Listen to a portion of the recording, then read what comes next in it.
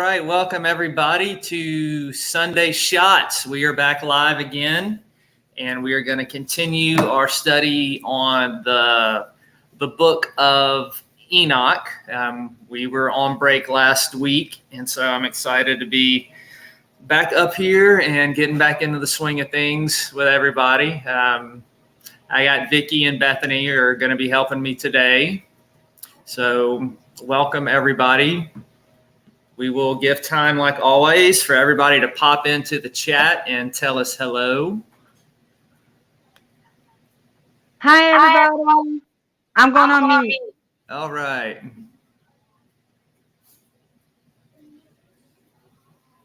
Hey, Nikki, I see you in there. Pankaj and Tanya, Yo Baby is with us. Welcome, everybody.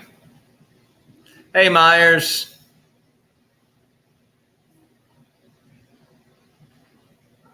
Thank y'all for coming. I don't know if I still have I still hear an echo on my end, so I'll probably stay on mute, but I really want to hear the show. Is it me? Am I echoing? I hear my own feedback. Okay. Does anybody else in chat hear it? How about now? Talk, Bethany. Can you hear me? I don't hear your echo. Not now. I heard it until I clicked on. Okay. What about now? Nope, don't hear it. Okay. I think you are good, baby. I don't know. I've been having weird technical stuff, so I'm outside now. This should help. I just hope my younger two don't see me through the bedroom window and start banging on it and scream. Oh, they'll give their input.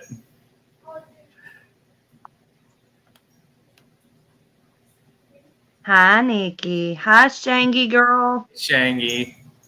Myers. And you can say that one, Zeke. I'm not sure I'll say it right. Pankaj? Maybe that's it. Yep, that's it.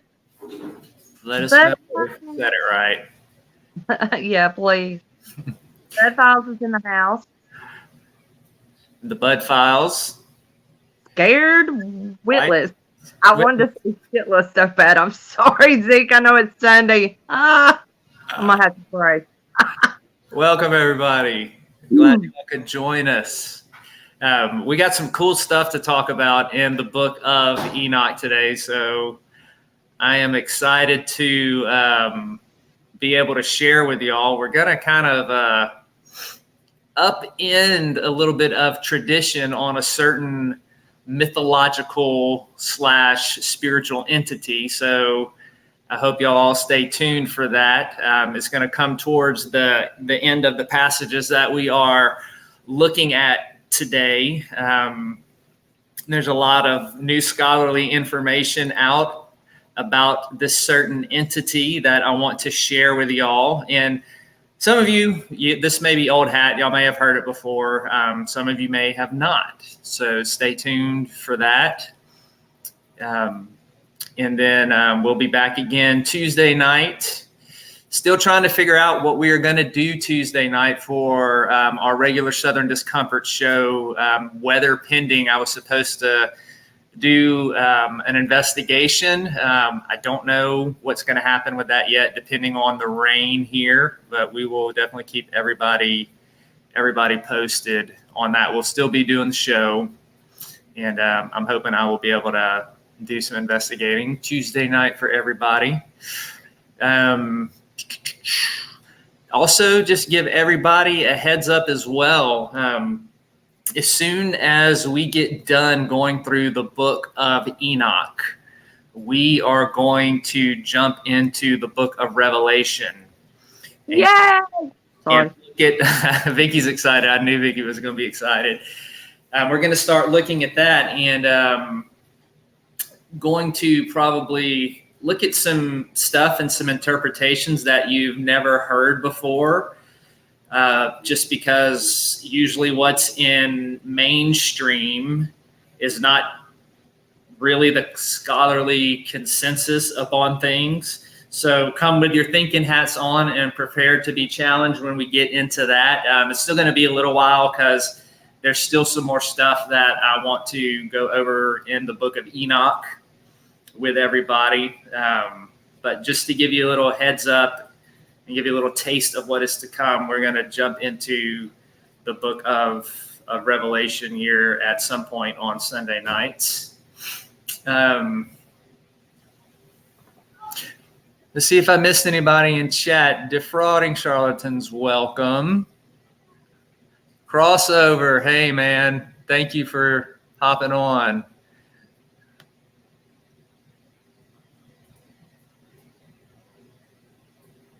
All right, I think I've said hey to everybody. I don't think I've missed anybody.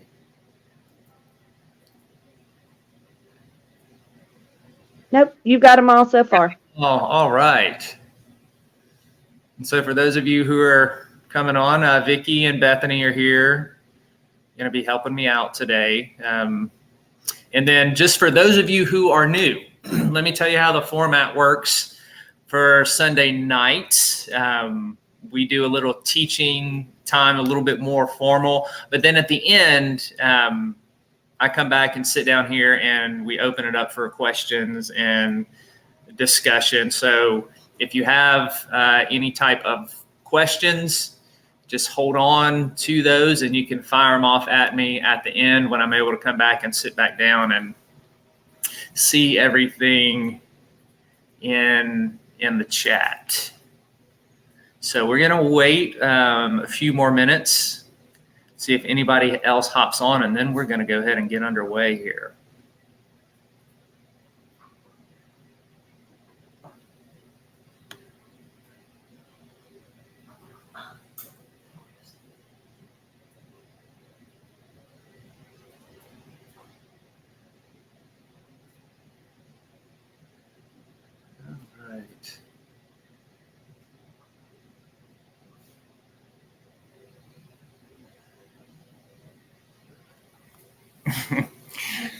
Oh, look what I found at my feet. Oh my goodness, where did he come from?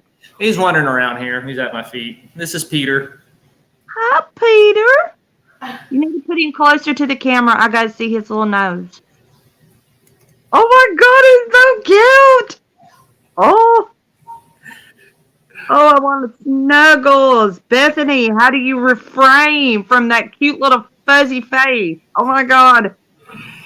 We brought the little kitten with us on the trip Oh. this past weekend, and she was pretty good.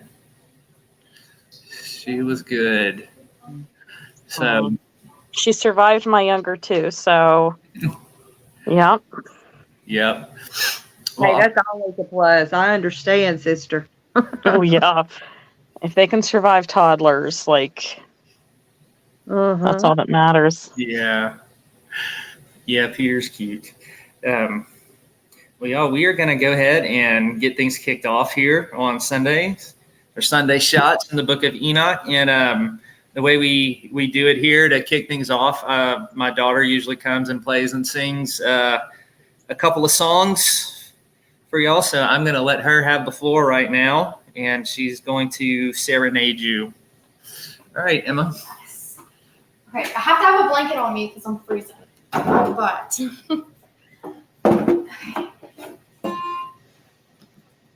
all right, so this first one I'm playing is called The Goodness of God, and then the second two I'm actually gonna do some originals that I've been preparing for y'all. So let's just hop to it, I guess.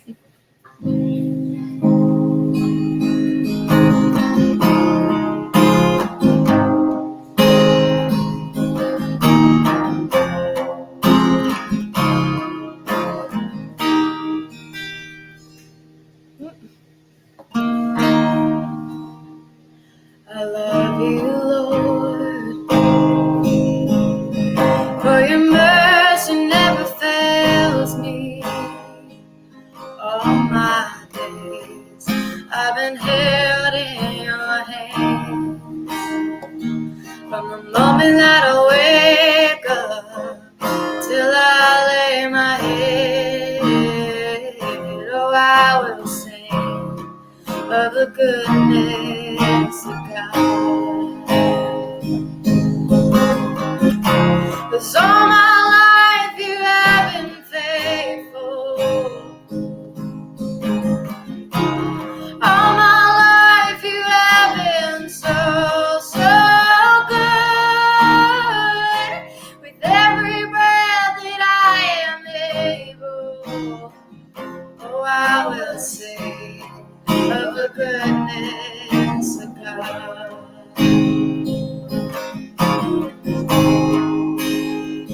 I love your voice. You have led me through the fire in darkest night. You are close like no other. I've known you as a father, known you as a friend, and I have lived in the goodness of God. 'Cause all my life you have been faithful. All my life you have been so, so good. With every breath that I am able, oh, I will sing of the goodness of God. Your goodness is running after, it's running after me. Your goodness is running after, it's running after me. When my life laid down, I'm surrendered now. I give you everything. Your goodness is running after, it's running after me. Your goodness is running, it keeps running after me. With my life laid down, I'm surrendered now. I give you everything. Your goodness is running after, keeps running after me. 'Cause all my life you have been faithful. All my life you have been so, so good. With every breath that I am able, oh, I will sing of the goodness of God. Oh, I will sing of the goodness of God.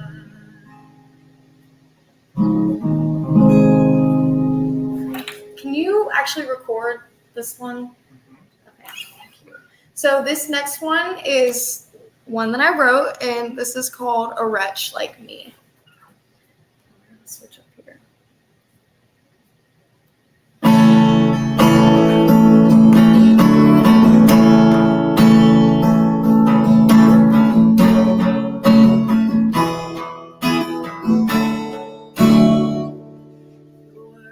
Is good. The word is life. No one but confess to the Lord. I beg at your feet. Have mercy on me. For Lord, I am weak. No, I don't deserve the grace of your love. You gave it for free to a wretch like me.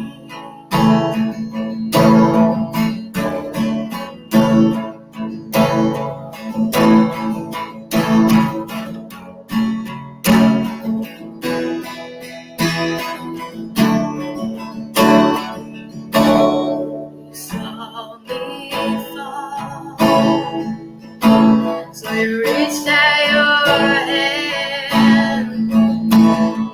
You picked me up, you refilled my cup. Now I breathe again. Even a wretch like me.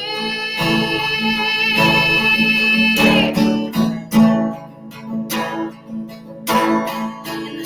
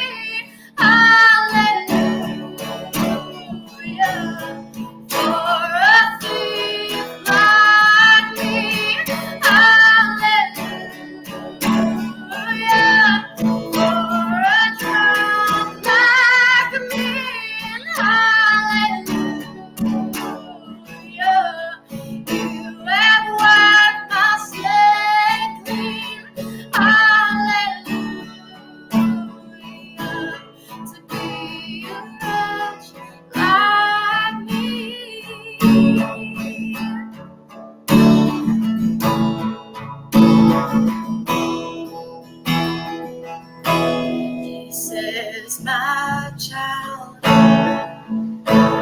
I've knocked at your door, but not played anymore. Please know who I am before the sky is torn. 'Cause I've had mercy on you. Now be made new. I know your heart. I set you apart to find my peace. Even a wretch like me.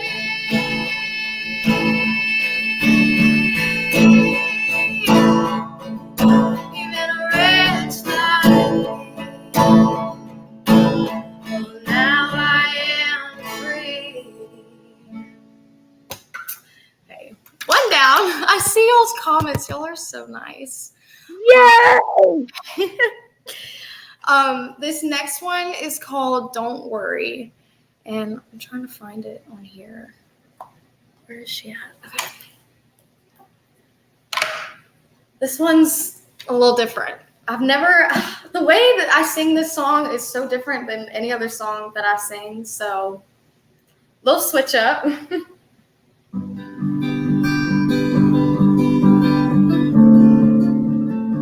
Oh, wait. I gotta look at this. Hold on.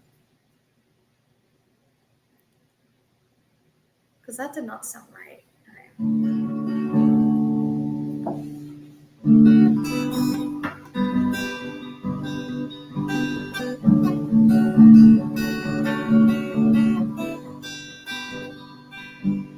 But as creation, and it will show you, far with the flowers, and they will teach. Talk to the birds, and they will tell you which of these was not formed in his head.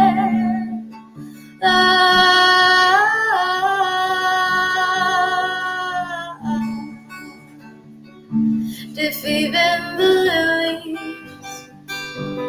have shelter, even a dog has a place to lie its head. If all that is breathing can rest in him, so will I. 'Cause he's not living with more than food, and is not the body with more than clothes, and is not the soul with more than gold. These are the things we shall let go. So, baby, my child, don't worry. Oh, honey, not even the bees care. So, baby, my child, please don't worry. Even the lilies are safe in his hand.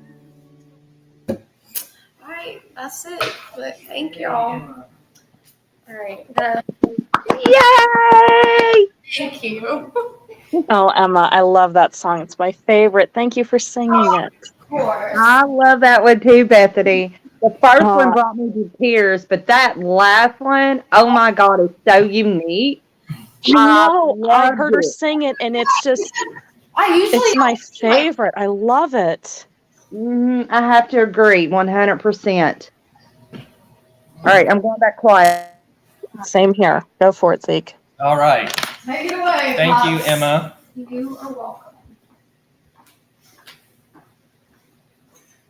So if you have your Book of Enoch, we are going to be continuing his journey through the earth and Sheol. starting in chapter 17. So we're going to be looking at chapter 17, 18, and 19 today. They're pretty short, but that's going to end his first journey, and then next week we're going to look at Enoch's second journey. So if everyone, please join me in prayer. Father, I thank you for this opportunity to preach and teach your word.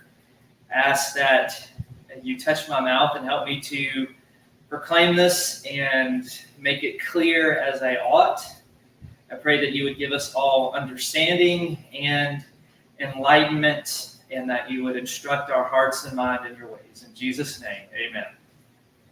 So we are going to continue our fascinating study of this book. And as I mentioned earlier on the show, I've got some pretty cool stuff to talk about here towards the end. But as you've noticed so far, the book of Enoch it's one long vision.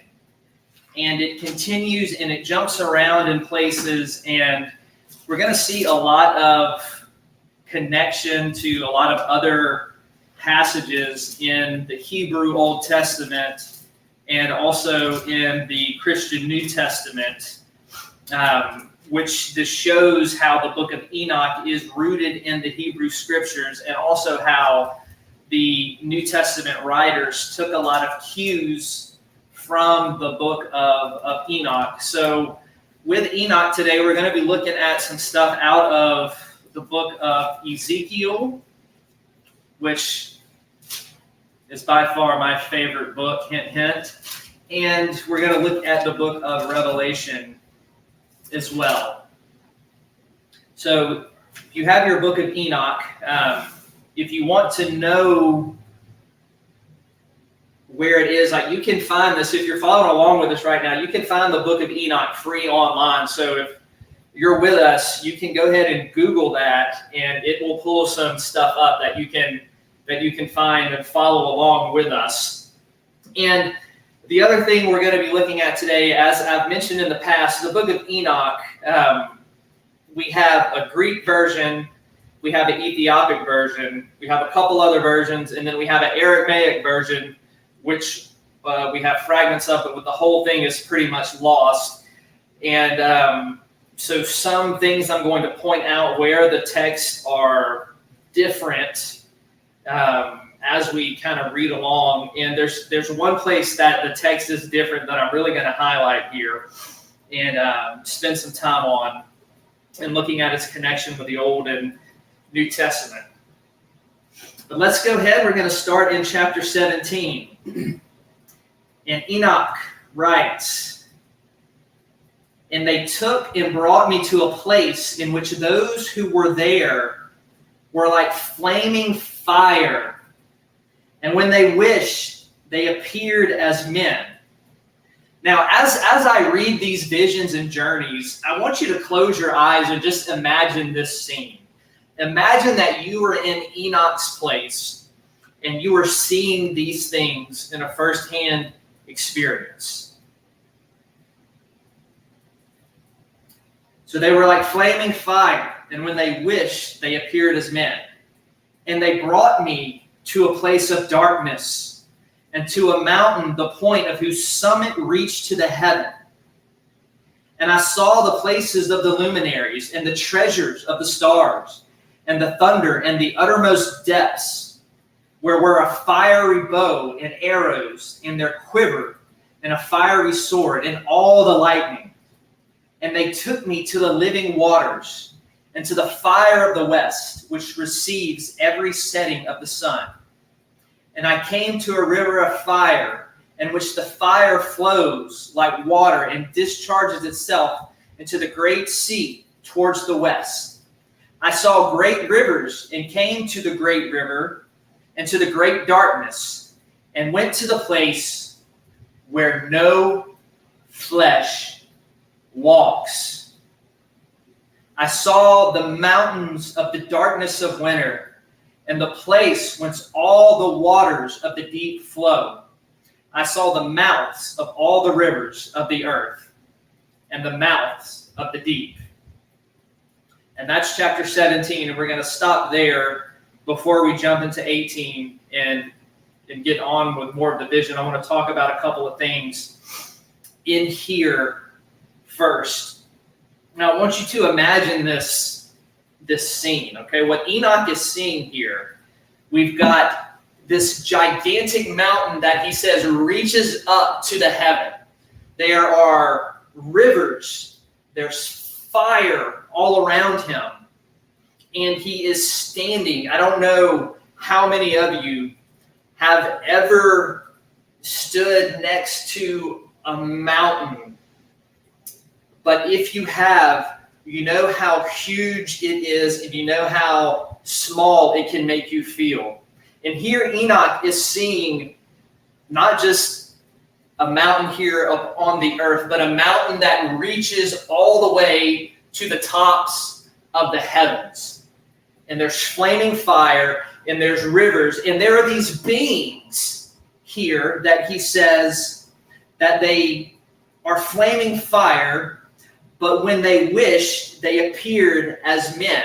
And scholars think these are some sort of angelic beings here that Enoch is experiencing and seeing in these visions here. So there's fire, there's water, there's mountains. All of these are key imageries in so many prophetic visions when we look at other places in the Old Testament.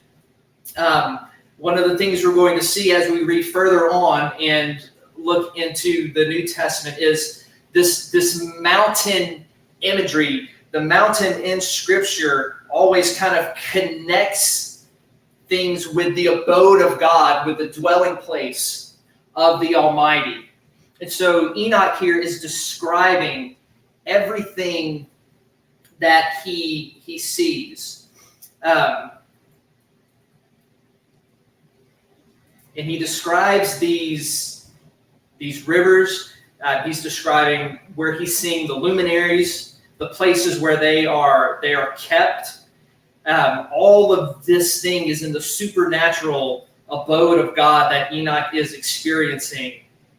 And so this is the point here. Enoch is not above heaven looking down, right? He is on the ground looking up at all of this stuff. So we have this awesome, awe-inspiring, intimidating scene that he is seeing. And he talks about these fiery bows and arrows and these living waters, right? This is just a terminology in the ancient Semitic language to mean that the waters were flowing, that they're alive, there's movement. And we see this type of imagery in the book of Genesis, the book of Zechariah, Song of Solomon, all throughout the Old Testament, of this flowing water and these rivers of fire here that he is experiencing. And a lot of scholars think that these rivers here that he is referring to is he's talking about the Greek idea of the four great rivers, and that he's drawing off of some Greek mythology here. I won't really jump into that, just to let you know here that the Oceanus, the two gates. If you want to know a little bit more of that, I'm not going to get into the Greek mythology of Oceanus, but it would be something cool for you to look up in your spare time and see how it links to this passage. So he is following this river, right? He's following this Oceana river to its source.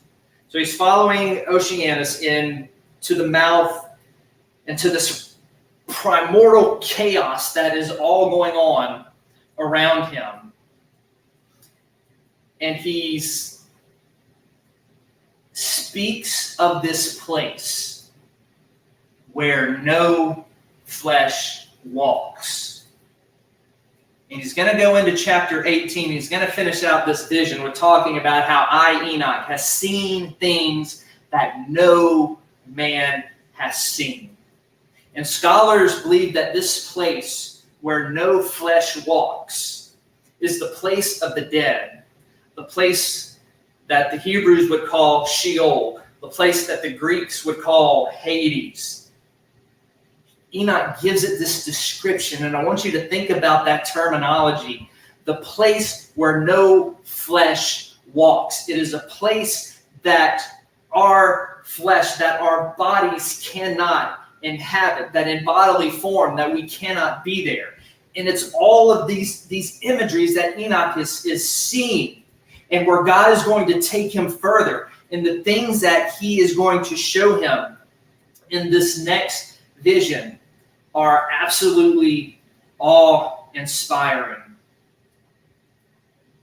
He's going to see the ends of the heavens and the earth, the place where heaven and earth meet. He's going to see the outer limits, which is why he says these are things that no man has seen. Enoch is taking us into a realm that not many people have seen and not many people have walked. Enoch is coming here and he is pulling back the veil and showing us a glimpse into this realm that is deep, that is beyond taste, that is beyond smell, that is beyond sight, that is beyond sound. It is a place where spirits dwell. It is a higher dimension, to put it in our modern terms. He is experiencing an entirely different and higher dimension than the place where flesh walks. Enoch goes on, chapter 18. I saw the treasury of all the winds. Okay, and I want you to think about a treasury or a storehouse, right? This is massive. This is huge. He goes on to say, I saw how he had furnished them with the whole creation and the firm foundations of the earth. And now he's going to get into a lot of ancient cosmology here and how they viewed their world. And I saw the cornerstone of the earth. And this is significant. And I want to stop here for a minute and explain some things to y'all about this idea of a cornerstone. The Jews saw creation as God's cosmic temple. This is what we see in the book of Genesis. In these first 3 chapters, this is why we have God putting the image of himself in the garden, in Eden. The temples in those days, they had garden imagery, garden language. And so everything that we see in these opening chapters of Genesis all scream to us that creation is God's temple where he has chosen to place humanity and to come and dwell. And that this is a copy of the heavenly things. And so Enoch here says that he sees the cornerstone of the earth. And the reason he is equating this as a cornerstone of the earth, because in the temples they had the cornerstone, in which was that sacred, abiding stone that everything else was built up off of and everything else was measured against. And Enoch is using this temple language here of the earth. I saw the cornerstone of God's earthly temple. I saw the 4 winds which bear the earth in the firmament of the heaven. Okay, firmament in the Hebrew thought, they saw you had the earth and then you had a dome over the earth. And this dome was solid and it was called the firmament. And above the firmament, you had all the waters. And then you had heaven above there, which was God's abode. This is why in the flood language in Genesis, it talks about the waters from the firmament. So basically there was this idea that God just opened some latches in the firmament and all this water falls down to flood the earth because there were waters held up in the heavens. And so Enoch is coming with the same type of cosmology here and explaining this to his readers in a way in which they would understand. He says he sees the winds of heaven, which turn and bring the circumference of the sun. I'm in verse 5 now. And all the stars to their setting. I saw the winds on the earth carrying the clouds. I saw the paths of the angels. Nowhere in any writing do we have somebody who has said that they have seen the paths of the angels. This is the place where the angels travel and where the angels walk. And a lot of scholars believe that this is a comparison to divine wind, that divine wind that carries the angels. The Enoch is seeing it. The place where angels tread. This is a holy place, a holy path. Enoch goes on to say, I saw the ends of the earth at the firmament of heaven above, and I proceeded and saw a place which burns day and night, where there are 7 mountains of magnificent stones. Here's that mountain imagery again.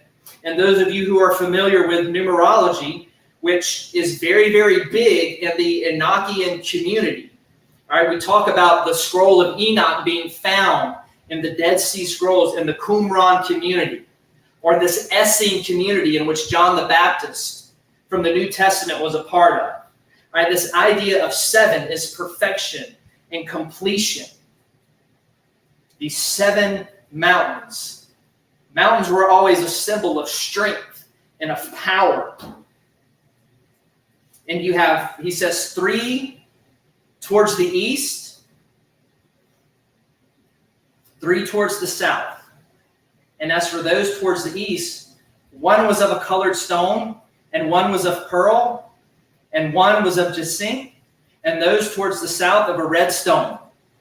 But the middle one reached to heaven like the throne of God of alabaster, and the summit of the throne was sapphire.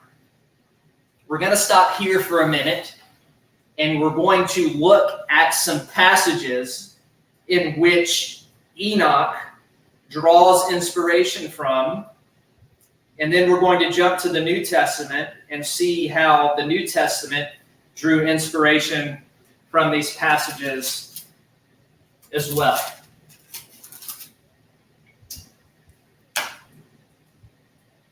If you give me just a moment here. All right, so I am in Ezekiel chapter 1, starting in verse 22. This is Ezekiel's vision of the divine glory. And you're going to see that there are similarities with what Ezekiel sees and then with what Enoch sees. So just stick with me for just a few more minutes and we're going to make some application with this. He says, now over the heads of the living beings, there was something like an expanse, like the awesome gleam of crystal spread over their heads. Okay, the there here is referring to the cherubim. In Ezekiel's vision, he is by the river Kebar, and God comes down on his war chariot with the cherubim. And so what Ezekiel sees is he sees God riding on the cherubim, and up above them, there is this glass sea, and there's this expanse, and there's a throne of God. He says, under the expanse, their wings were stretched out straight, one toward the other. Each one also had 2 wings covering its body, and on one side and on the other. I also heard the sound of their wings, the sound of abundant waters, as they went, like the voice of the Almighty, a sound of tumult, like the sound of an army camp. He goes on to say in verse 26, now above the expanse that was over their heads, there was something resembling a throne, like lapis lazuli in appearance. And on that which resembled a throne high up was a figure with the appearance of a man. Then I noticed from the appearance of his loins upward was something like glowing metal that looked like fire all around within. And from the appearance of his loins and downward, I saw something like fire. And there was a radiance around him, as the appearance of the rainbow, in the clouds on a rainy day, so was the appearance of the surrounding radiance. Such was the appearance of the likeness of the glory of the Lord. And when I saw it, I fell on my face. So in these passages, you can hear the similarities, right, of the expanse. We're going to see stuff about fire. But there is something textually here that I want to point out. When Enoch is talking about the stones in verse 7, the stones of the east, when he talks about Jocelyn, some translations, or excuse me, some texts say that this was the stone of healing. In the book of Revelation, chapters 21 and 22, John has a vision of the New Jerusalem and the new heavens and the new earth. And in this vision, he sees an expanse. He sees this great mountain, just like Enoch sees. He sees these clear stones. He sees these walls. And he has these visions of these flowing rivers. And he also sees the tree of life, which John says was for the healing of the nations. And here's what I want to tell you today about God. What Enoch talks about, what John talks about, the scripture says of Jesus that he was wounded for our transgressions, that he was crushed for our iniquities, and by his stripes we are healed. There are many of us, we walk through life so broken by the things that have happened to us, whether it has been by our own doing or whether it has been done at the hands of others. We walk with limps, and our souls a lot of times are lame. They're broken, and they crawl, and they're desperate, and they're thirsty, and they're hungry, and they're parched. And there's some of you within the sound of my voice. You have been hurt by the church. You have been hurt by other Christians, by Christianity, and what has been done to you is inexcusable. But I'm here to tell you that what was done to you, that was not God. That was human beings. And that even in something like church, the scripture talks about false prophets. It talks about false believers. And what better way for Satan to get people to turn their ears and their eyes and their hearts away from God than to send people who are supposed to be a representative of that truth to do his satanic will and to inflict harm and pain on other people in the name of Jesus Christ and in the name of God. But I'm here to tell you today that it wasn't God who hurt you. It wasn't Jesus who shunned you. He does not hate you. His arms are open to you, and those arms have healing in them. Healing for your heart, healing for your hurt, healing for your soul, healing for your mind. And he stands there with arms wide open. And in Enoch's vision, and in John's vision, and when Jesus came, it was all about healing. It was the Pharisees, the religious order of the day, that Jesus had the harshest words for. And for this preacher right here, I have the same harsh words for a religious system that what Paul says has a form of godliness and denies its power, because they are more about harming than they are about helping. They are more about condemnation than they are about love. Jesus came to save. He came to seek and save the lost. He came to heal. He came to forgive. He came to restore.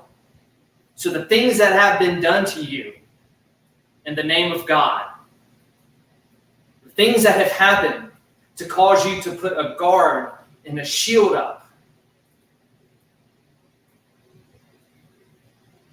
those weren't done by God. God is a God of grace and mercy and healing and of forgiveness, even in his great holiness. He welcomes us in. That was a whole point of Jesus, was to make the way for us to come. And there is healing for your soul.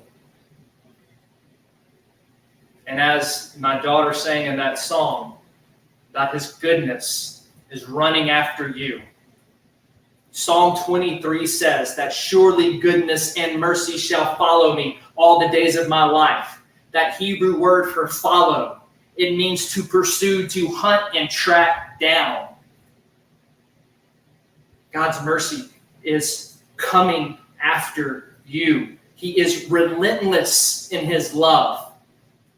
And he has the healing that you need. And this is what is meant by this stone, and this is what is meant by the healing that John gives us in Revelation chapter 22.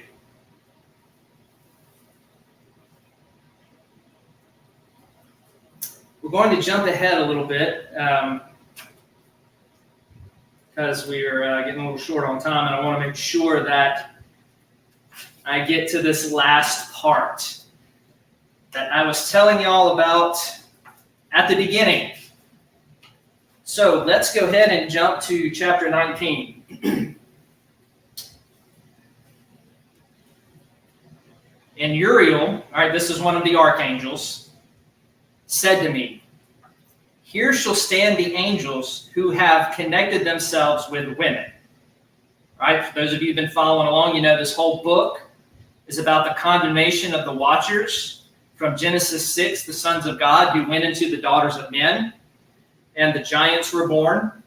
And we've looked at how those giants are going to be put to death, and their spirits are going to roam the earth as demons, as unclean spirits. Here shall stand the angels who have connected themselves with women, and their spirits, assuming many different forms, are defiling mankind, and shall lead them astray into sacrificing to demons as gods. Here shall they stand, till the day of the great judgment, in which they shall be judged till they are made an end of. Now here is the interesting part. And the women also of the angels who went astray shall become sirens. And I, Enoch, alone saw the vision, the ends of all things, and no man shall see as I have seen. Enoch here says the wives of the angels who sinned are going to be turned into sirens, this mythical creature, the spirit of Greek mythology that we are all, as fans of horror and the paranormal, are all very well acquainted with. Now, there are some textual variants here. The Greek text of Enoch does say sirens. The Ethiopic text says they shall have peace. Now, scholars don't know which one is correct, and they have been in the process of trying to piece this together to try to come up with what the original Aramaic text has said. And there are some scholars who, in their studies, if you remember in some of our earlier discussions on Tuesday nights, we talked about some wilderness creatures. We talked about some howling creatures and some screech owls, some Liliths. And a lot of scholars are trying to connect the sirens here and what could possibly be the Aramaic to these howling creatures, these birds of the wilderness. Now, if we in our minds understand sirens as mermaids or some type of mermaid creature, then that connection makes zero sense whatsoever. However, the latest discoveries in scholarship, there was a lady who has come out with an updated translation of Homer's Odyssey. And for those of you familiar with Greek mythology and the legend of the sirens, you know this is the first time that they are mentioned. There's a little line in there about them in Homer's Odyssey, and they were these seductive creatures that had this beautiful voice that would lead men astray. All right, already just in that description, we can see why Enoch chose this term, seeing that the women in some way maybe seduced these angels. All right, so you had two things going on. The angels are looking down and saying, dang, those women are hot. And they come down, and then the women see those sons of God and like, dang, they're fine. And so you have this double seduction going on. But this doesn't quite make sense if we think of them as mermaids. But what this scholar has found out, and I can't remember her name off the top of my head, but she has won all kinds of awards for her new translation of the Odyssey. And what she is saying is that sirens in Greek mythology were not mermaids. They were bird-like creatures.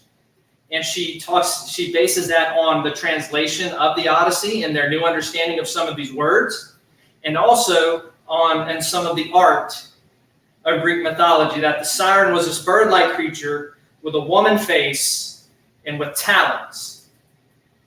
Now, if she is right, which that's the consensus now, that this lady is right, then we see the connection here. And if Enoch was following that same line of thought in Greek mythology, that the sirens were these bird-like creatures, then he is making that comparison and connecting the Hebrew idea of these wilderness birds with the Greek idea of the siren, which was popular in his day.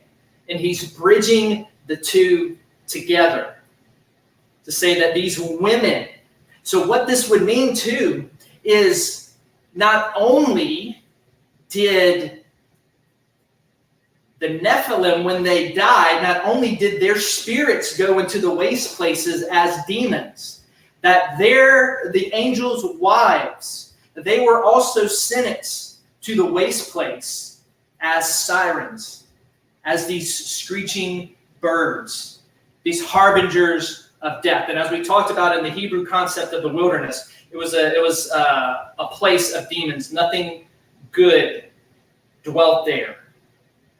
It was a place of sin, a desolate place, a chaotic place, the place of all of these sinister creatures and beings. And it's my understanding that this would be a very, very fitting connection here, seeing the sirens as the bird-like creatures connected with what's going on in the wilderness. And it fits in the concept of Enochian theology, that these creatures, these things that have defiled themselves and that are the offspring and the results of the angels totally going and doing things that they are not supposed to do and ruining everything, it makes sense that they would be cast out into the wilderness. So I encourage you to do some more study on that and to look into it for yourself. When I come back down here to answer questions, I'm going to try to find that article that I read talking about this lady and her work on the idea of sirens here. So we are going to stop there. So that is going to be the end of tonight for our study on Enoch. And if you give me a moment, I'll come sit back down and I'll take any questions that you might have. Okay, before you do that, can I read something real quick? What is it? It's just a verse. Okay. But yeah, so, okay, I want to read y'all this, and this is from Isaiah 15, and he says, if anyone does attack you, it will not be my doing. Whoever attacks you will surrender to you, and that's Isaiah 54:15, and this verse really showed me that, if anyone stirs up strife, it is not from God, because I had gone through a lot of horrific things in my life, and I resented God for a very long time, and I blamed him for what was done to me, and he kind of sat me down, and he isolated me, he set me apart from those people where that hurt was coming from, and he showed me that, I am an all-loving and all-powerful God. And what kind of God would I be if I didn't give you the choice to love me? And he showed me that those things didn't happen to me because it was his will for me. Because again, if anyone stirs up strife, it is not from me. And I had to recognize that those things happen to me because in this world, people are given free will. And we can choose to do good or we can choose to do evil. And he showed me that was not from me. He says that I have a plan, I have a future for your life. And it is not his will that we should suffer. It's actually his will that none should perish, but that all should come to him and be able to receive his love and his peace. Like when Jesus came down to earth, he was not a high and mighty man. He actually, I think he was about like 5'4". So even physically, he wasn't a large, powerful man. He didn't come down in the form of a king, even though his bloodline was royalty because he comes from the line of David. So even genetically, he is royalty, but he came down humbled as a carpenter, grew as a baby, and his disciples were teenage boys. He ran around with a bunch of teenagers. Like, he is just the most loving person that I've ever encountered in my entire life, and has completely given me a new way to live and has shown me that you have a choice. You have that option, because what kind of God would that wouldn't be love if he forced us. And that's why we are given free will, and that subsequently is also why bad things happen. So I wanted to touch on that bit. But questions? Thank you, Emma. Go ahead. For sure.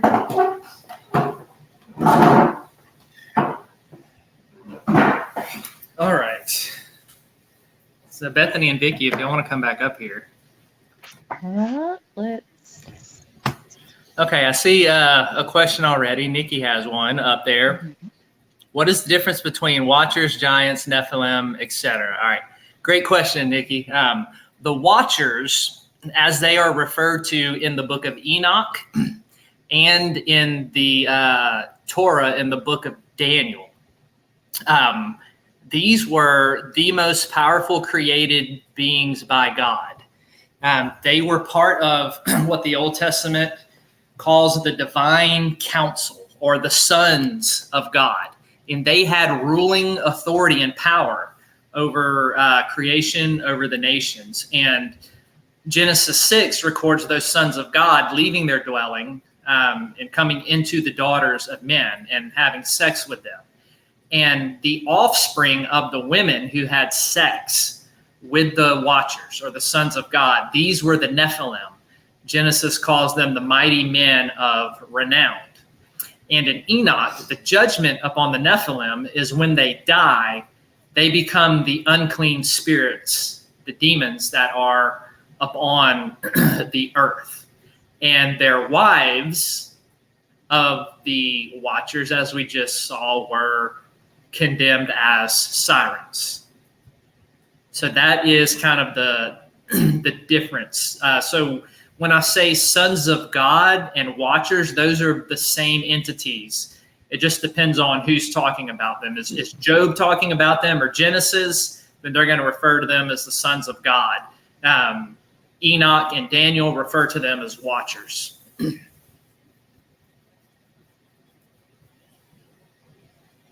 So thank you, Nikki, for that question.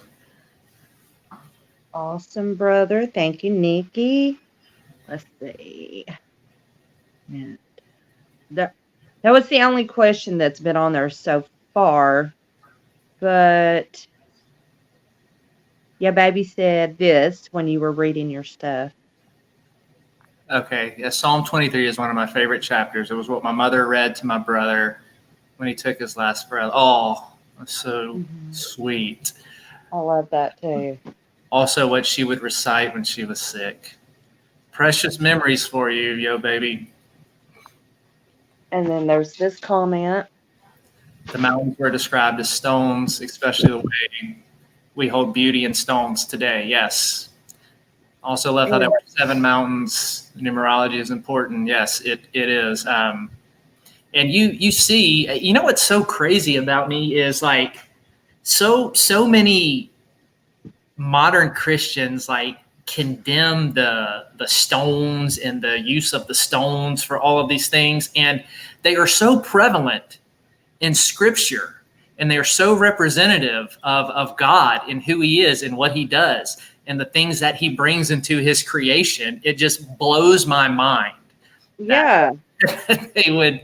It was blowing my mind when you was describing what Enoch seen up there. Like even God's throne had lapis in it, and I was just like, "What?"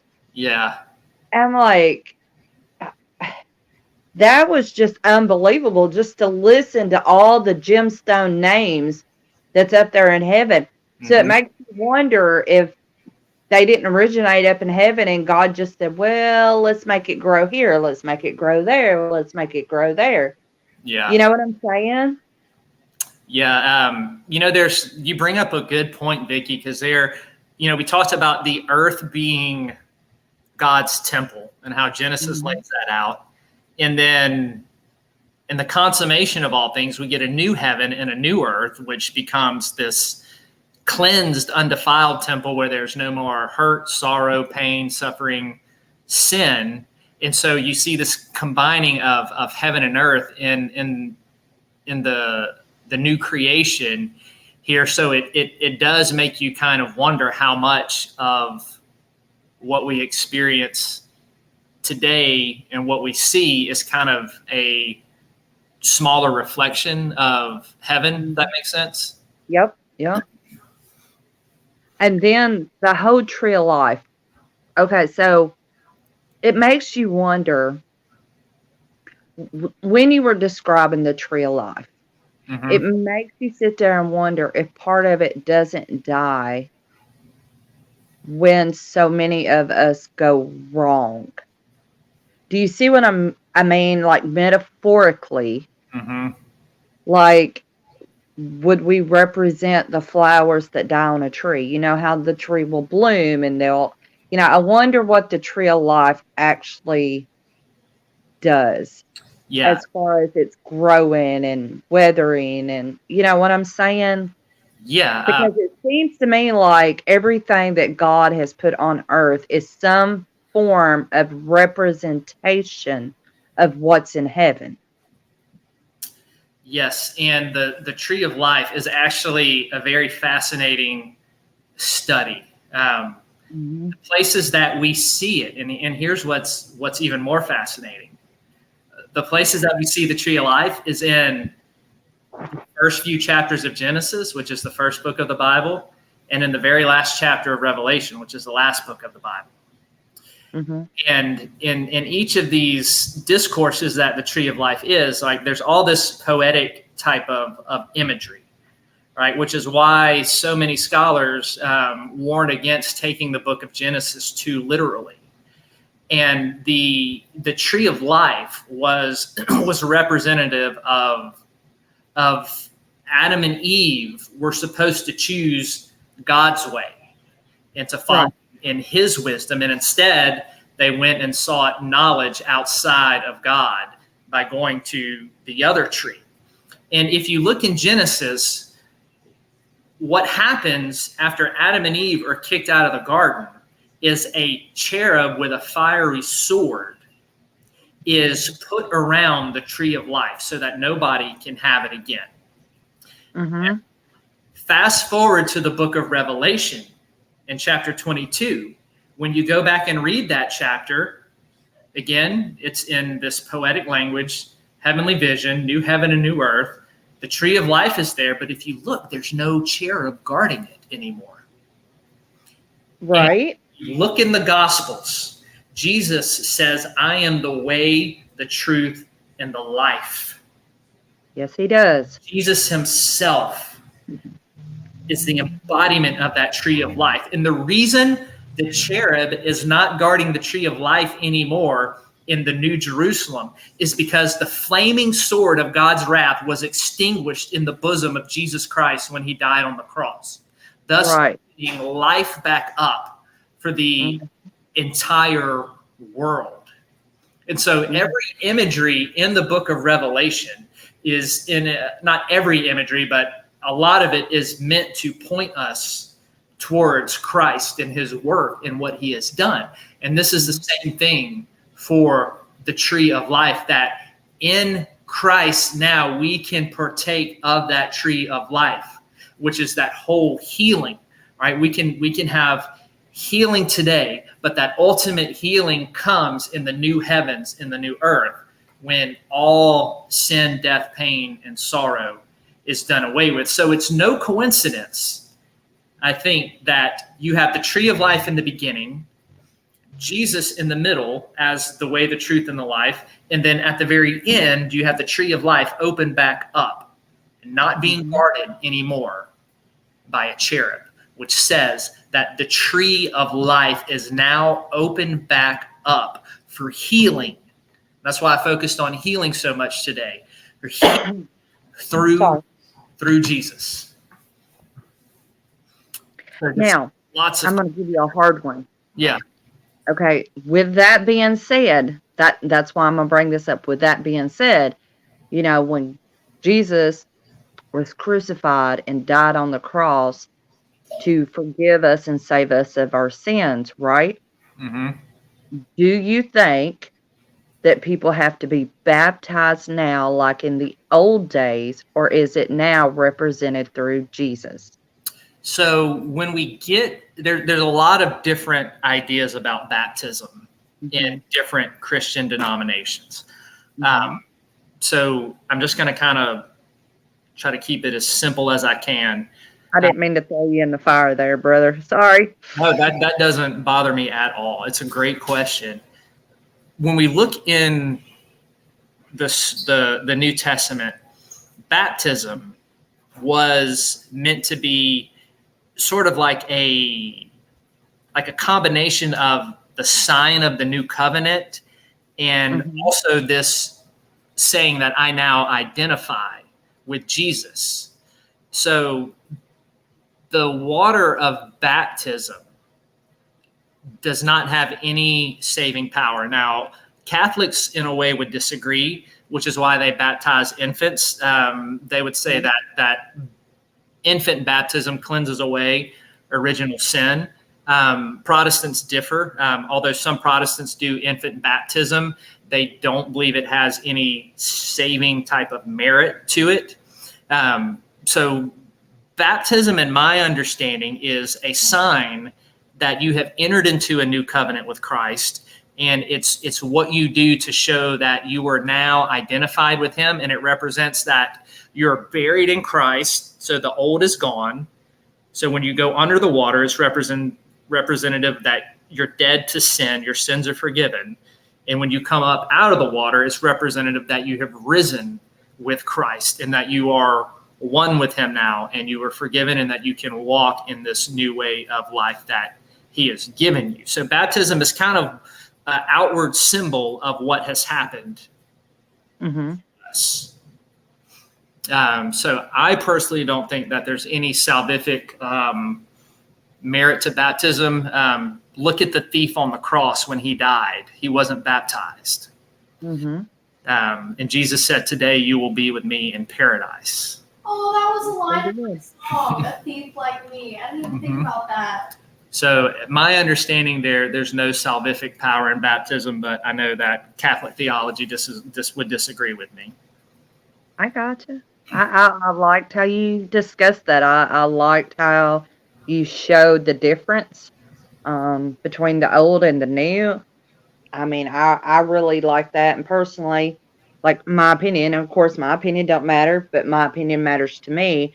And so with that being said, I can't tell anybody any different. But the way I look at it is that when Jesus died for us to save us, when he died for our sins, as long as we go to Jesus and we profess our souls over to Jesus and God, then we're automatically saved through Jesus, as long as we don't jump off the sin end. You know what I mean?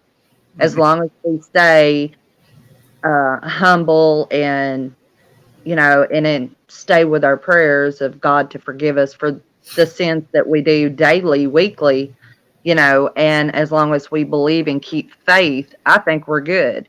Mm-hmm. I mean, that's just my opinion. Yeah. And I have been baptized, but I was a child when I was baptized. And now that I'm older, and the more that I study and the more research that I do, and just the way I feel, if you want to get baptized, that's great. It's wonderful. It's beautiful.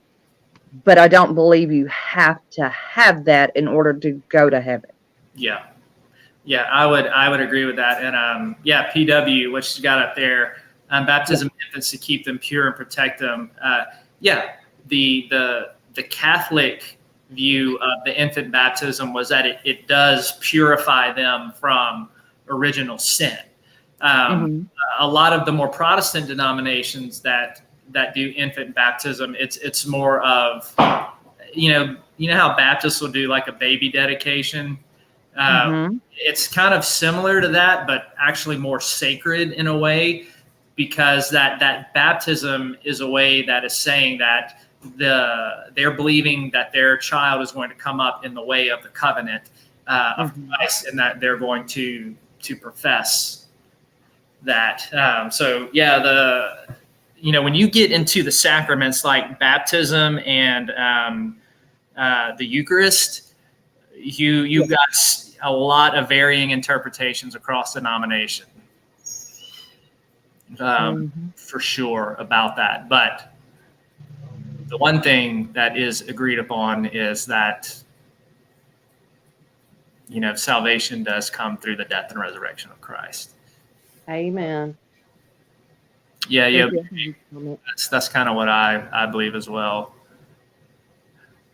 I knew we were brother and sister for a reason. Sorry. Yeah. There's no baby's comment though. I like hers. No, PW, you're right. You're not wrong about that. No, I thought it was good too. Yeah. And then baby says salvation comes through Jesus and baptism and an outward symbol to others' self. Yeah. Her opinion. Yep. All right. So let's talk about the other thing, since, I love paranormal, but let's talk about how Enoch explains how the heavens, and looking at everything, and how it had rivers and mountains and sky and everything. Let's talk about how he just basically described another plane, level of existence, a plane here and a plane on Earth, and how we paranormal people typically believe that there are different plane levels, and how Enoch described a plane. I mean, if you think about it, that's what he described. He described the different level of plane that heaven is compared to what's here on Earth. You see what I'm saying? I just thought that was neat too. I was thinking that when you were describing that. Yeah, and it's interesting too when we look at one of the things too to bring out is when we're looking at the rivers and stuff. right? Where, as paranormal investigators too, you have a lot of places where rivers cross, where there's high paranormal activity. Uh-huh. Because the energy and the things there. And so I think that is an interesting connection, right, with Yeah. heaven and earth. Uh-huh. I do too. And So, I'm still with the firmament thing. Like, I still think there's more to that than what we all know. I really do. I think there's just so much more to the whole firmament and how it holds body of water, and compared to us on Earth. I think there's more that our little human brains cannot even fathom until we cross over. I really do. And it's just amazing. yep. And those visions, and this is cool. This is why the benefit of studying this stuff as paranormal investigators. You see Enoch's vision about the rivers, about the waters, about the paths of the angels. All of these things intersect with our lives and research as investigators. Yes, absolutely. In very cool ways. And also, here's the thing I wanted to ask y'all. Right. Have y'all ever heard that about the sirens? I know Bethany and I talked about this, and she has heard about the sirens being more bird-like creatures than mermaids. Have y'all heard that? And also, has anybody ever come across in your investigation, a spirit or a demonic entity that claimed to be a siren? Okay. So this is so funny, is I have heard about the bird that's siren, that's half woman, half bird with the talons. And I never linked the two together until you started talking about it tonight, because I'm thinking it's just a different set of siren compared to a mermaid, and never linked it together that this actually could be what this represented came from. And it just mutated through human, because you know how one human can say something, by the time you get to the 100th human, it's done changed into a whole different chapter, you know? So it didn't dawn on me until you were talking about that. I'm like, holy crap. Yeah. Okay. I'm gonna pull the link off my phone here to myself so I can get it on my computer and post it in chat, where they talk about this lady and her in retranslating the Odyssey and what she's discovered, just so everybody can have it as a reference point and read it, because it's very, very fascinating stuff. And this is what I love about doing this. Like, I get to bring y'all all these cool things that I find. Yes, and we love it. All right, so with that being said, have I ever come across a siren in the paranormal? No, I have not. But I have came across birds, and actually not that long ago, a couple weeks ago, I was at a place and there was some type of bird thing. I don't know. All I could see was its huge beak, and I'm not sure what that was, but I felt like it was more towards Native American, but who knows? And like, who knows with that whole Native American thing, and the whole bird siren thing. I mean, you think about how Native Americans didn't have a Bible, right? They didn't have the Lord. They didn't have the Bible, whether it be the Catholic or the normal Baptist Bible or anything like that. Native Americans had their own types of doctrines, so to speak, their own types of beliefs and stuff. Okay. Yep. And with that being said, look at all the representations on their totem poles and all their representations for the different, the wind and the earth and stuff like that. And if you look back, a lot of things in a lot of different religions And this is why I don't believe that people should just go to one thing man-made, because they're all interlinked. They really are. And if people would sit down and do research, and they would go from different religions and different contexts and actually take the time to study, they would see so much similarities between all these. Now, granted, there are differences too, but there's a lot of common ground, even through the difference of all these people that didn't study from the same scriptures. Now, you tell me how there's still a lot of common ground when all these different people were on different continents, different countries, and didn't have the same subject context. You see what I'm saying? Yeah. And it's, it is a testimony that God has put eternity in the heart of man, and we're created in his image. And that we all have this thing in us to seek after the divine. All right. Let me read these to you real quick because we've got Hello, behind. everybody. I'm sorry. Hi, Dustin. Hi, brother. Hey, Zeke. All right. Hey, buddy. So Nikki says, I feel better being baptized in lakes and oceans, etc. To me, I feel like I'm closer to God the way more than in a church. We agree. Let's see. PW says, Enoch book is new opening plane from the supernatural world. Spirits are real. What's your thoughts on that? Hey, Danielle. About what PW said? Yeah. About the Enoch book. Yeah. Oh, absolutely. We have Enoch here just giving us these incredible visions of the things that were seen, and they're mind blowing. Like the first thing we looked at tonight, that you have these fiery type of angelic beings that can appear as humans. He sees these great mountains, and I love how he describes the place of the dead, the place where no flesh walks. To me, that is just morbidly beautiful. I love that imagery and how he describes it. And then you've got the rivers of fire and the mountains here. It is a very awe-inspiring, beautiful picture of the other side. Here's one that's different. Okay, so everybody else that I've gotten to so far, I'll talk about the sirens or mermaids. Daniel says flying sirens are referred to as harpies. So with that being said, can there be two different sirens?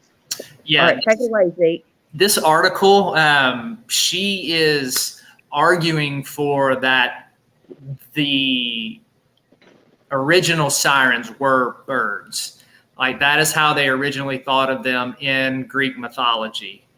So what she is saying, and I'm just reading about this, so I don't have the authority to comment about how right she is. But what she is saying is that the sirens were never understood as mermaid-like creatures, that was an influence of culture and different other things. Now, you can read that article for yourself and agree or disagree. I just thought it was fascinating, and I wanted to share that with y'all just to give you more information, because I feel like my job as a scholar, even though some of this stuff, like Greek mythology, is not my expertise. My expertise is in the New Testament, Old Testament, Semitic type stuff. But when I come across stuff like this in my studies, I feel like it's my job to throw that out there at y'all, so that you can see what information is out there, and what's being discovered and talked about. Because think about it, though, if this is real, and then how does this change our view of if we encounter one of these things in the paranormal, or if we encounter some type of bird-like spirit or entity or something that claims that. My understanding is harpies and sirens are different. Like there is a distinction in Greek and Roman mythology between a harpy and a siren. They look similar, but a siren has more human-like features, and a harpy would mostly be a bird with a human head. Right. Okay. Yeah. Yeah, and you see pictures of those harpies in Greek mythology and artwork, the things with the bird and the human face. Right, and then I have a picture in that article. I'm not sure, baby, but I think there's one in there. yeah, and a mermaid is a very separate entity. That was what, from all the different mythologies that I've read about and studied, that a siren, it's a winged human-like creature. It's not a mermaid. Yeah, and she talks about in that article how over the years all these things are kind of getting conflated and confused. Yep. Well, it's like I was saying, you go from one person and you tell the story all the way down to 100 people. Well, it's done changed context. I don't know how many times. Yeah. Don't forget to add in Hollywood. They twist everything, and people start believing in whatever Hollywood says. That doesn't help any when it comes to the truth and the differences between the two. Yeah. But I do agree, like PW was talking about, they talked about all the old tales about how the mermaids would entrap the boaters, the pirates, or anybody on a ship, and they would sing and call to them. And, even down, I think it's like Jamaica and all that, they talk about if you go down to the water and a mermaid capture you, they take you in the water and like they steal you and you never come back. And like these are the stories that they tell their children, and they think mermaids are not these good creatures. They're this like I don't know what to call it, but they're evil, and once they capture you, they take you down to the ocean and they feed off of you and you're done, So but yet we've got Little Mermaid movies and everybody thinks they're these beautiful creatures and stuff. But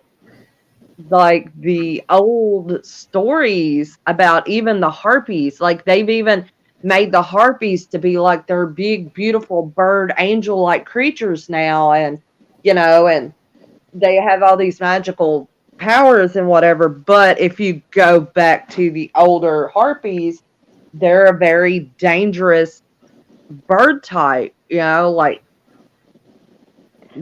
and weren't they evil? Supposed to be evil, right? Yeah. I'm sorry, go ahead, Bethany.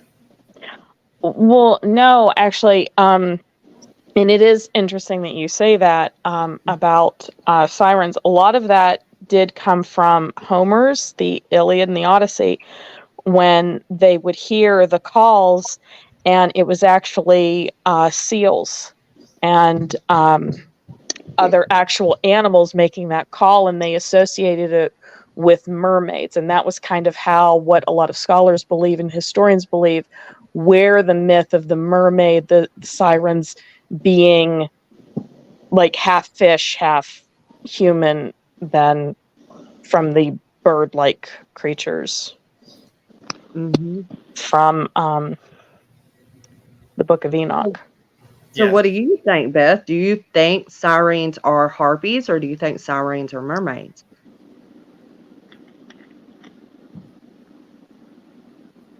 Beth? I'm thinking. Okay. No, I would say very different. My experience more with the paranormal and this, supernatural is more of a Eastern philosophy. And when I've encountered creatures or energy of that, there's a distinction. There's a difference between a playful, lustful kind of energy that I would associate with a mermaid a lot more than something that will deceive and manipulate to get someone close in order to destroy the way, say, a siren might, if that makes sense. Right. Yeah. So, yeah, I would say very distinct. Right. And as well as, say, even harpy. I believe that there would be 3 distinctions in my personal opinion. So do you think harpies are good or bad? From your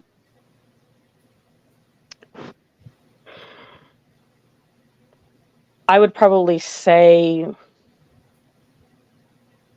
probably more misunderstood and wild, more so than I would equate with bad necessarily, if that makes sense, because it would mostly be animal or primitive more so than evolved and human, if that makes sense. Right. Yeah, and my understanding with a lot of the things in Greek mythology is it's not totally black and white. They're not either all good or all bad. Right. Positive and negative attributes to a lot of these things. Okay, with that being said, I got to pause you. With that being said, with Greek mythology, do you think all angels are good and bad? Do you think all demons are good and bad?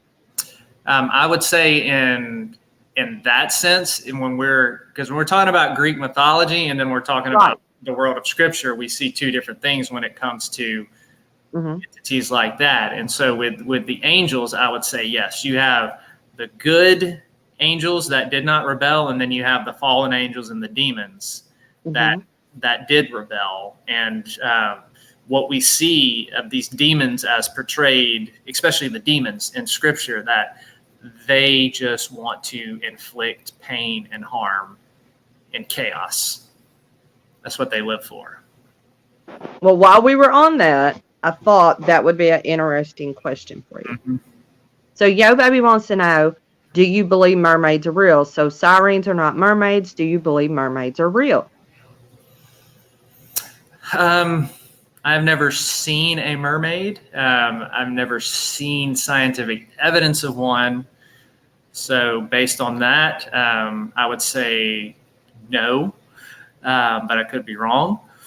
But I do think what we talked about with these sirens and these spiritual beings, I do think that there is something real behind the mythology and behind the spirit and behind what they do and what these spirits do.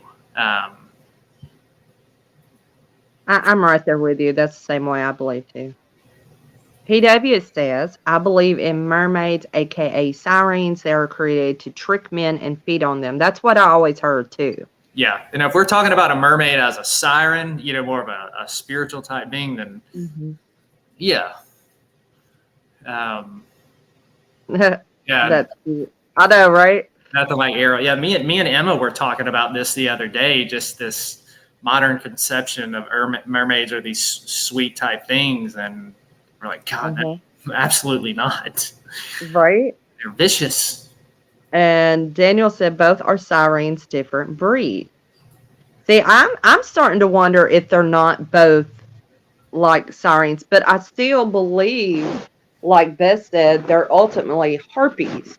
Like I believe with the description and everything that they're still harpies. Yeah.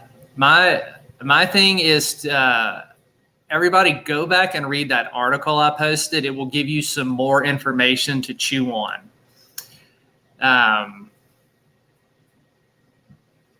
And some food for thought. Yeah. And I love that you took the time to be able to post that for everybody to read. So thank you, Zeke. Yeah, I found it very insightful. And I love, Beth, I love how you come on and you give your insight as well.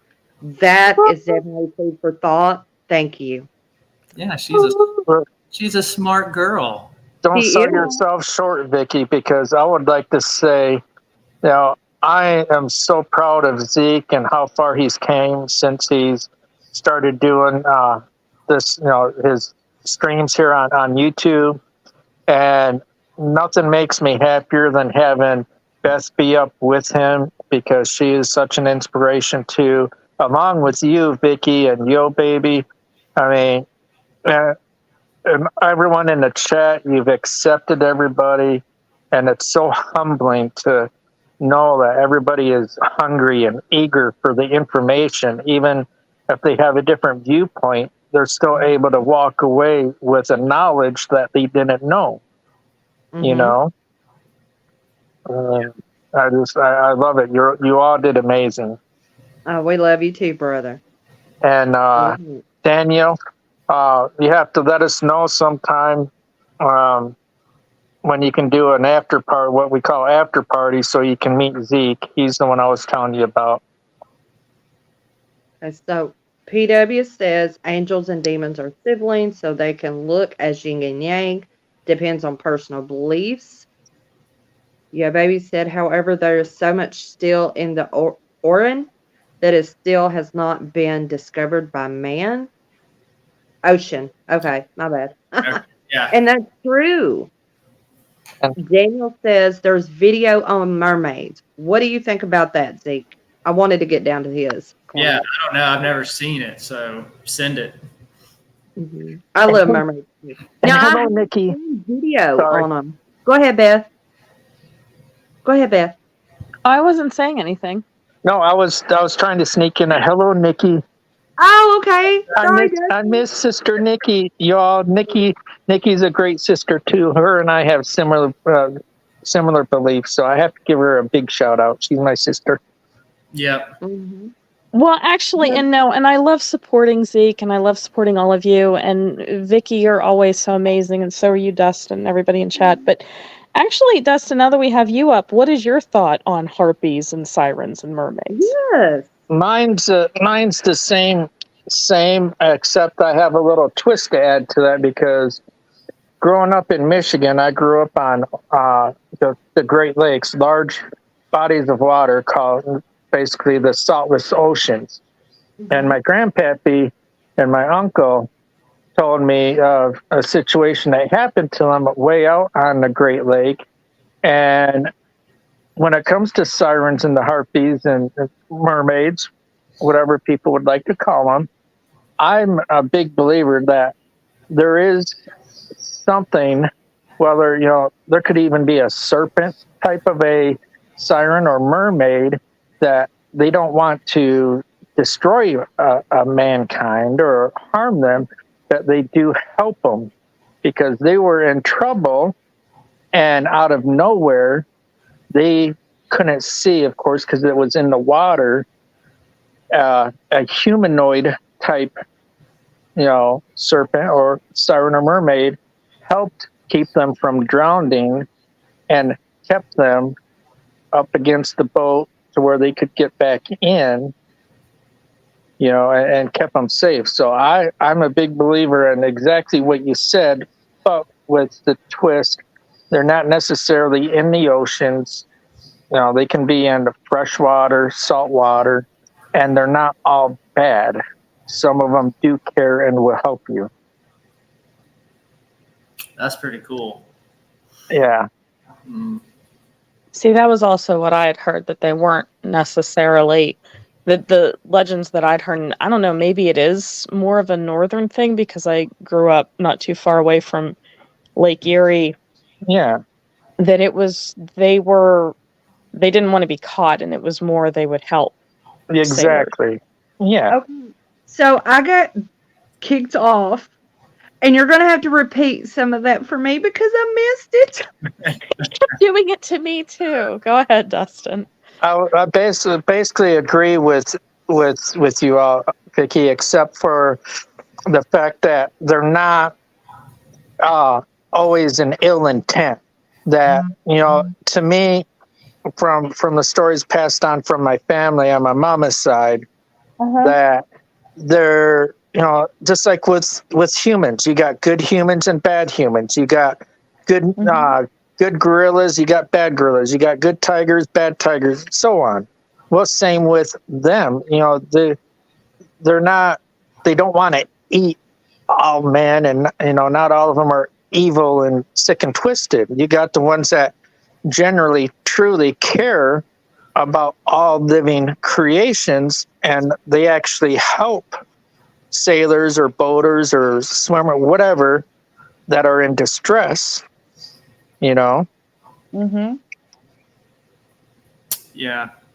That's awesome. And I didn't mean to interrupt, Zeke, but I do love how if you take Dustin and Bethany being from the north, how their views differ from like what I've seen on other videos of different people. Like I said, I can't remember if the woman that I watched, if they were from like Jamaica but it's somewhere around the Caribbean. It's somewhere down through there.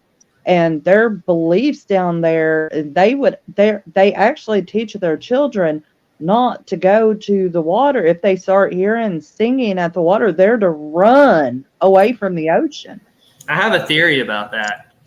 Oh, good. I'd love to hear it. And And this is from living in Louisiana and it being so hot down here. And when you get further south, I think the heat pisses them off.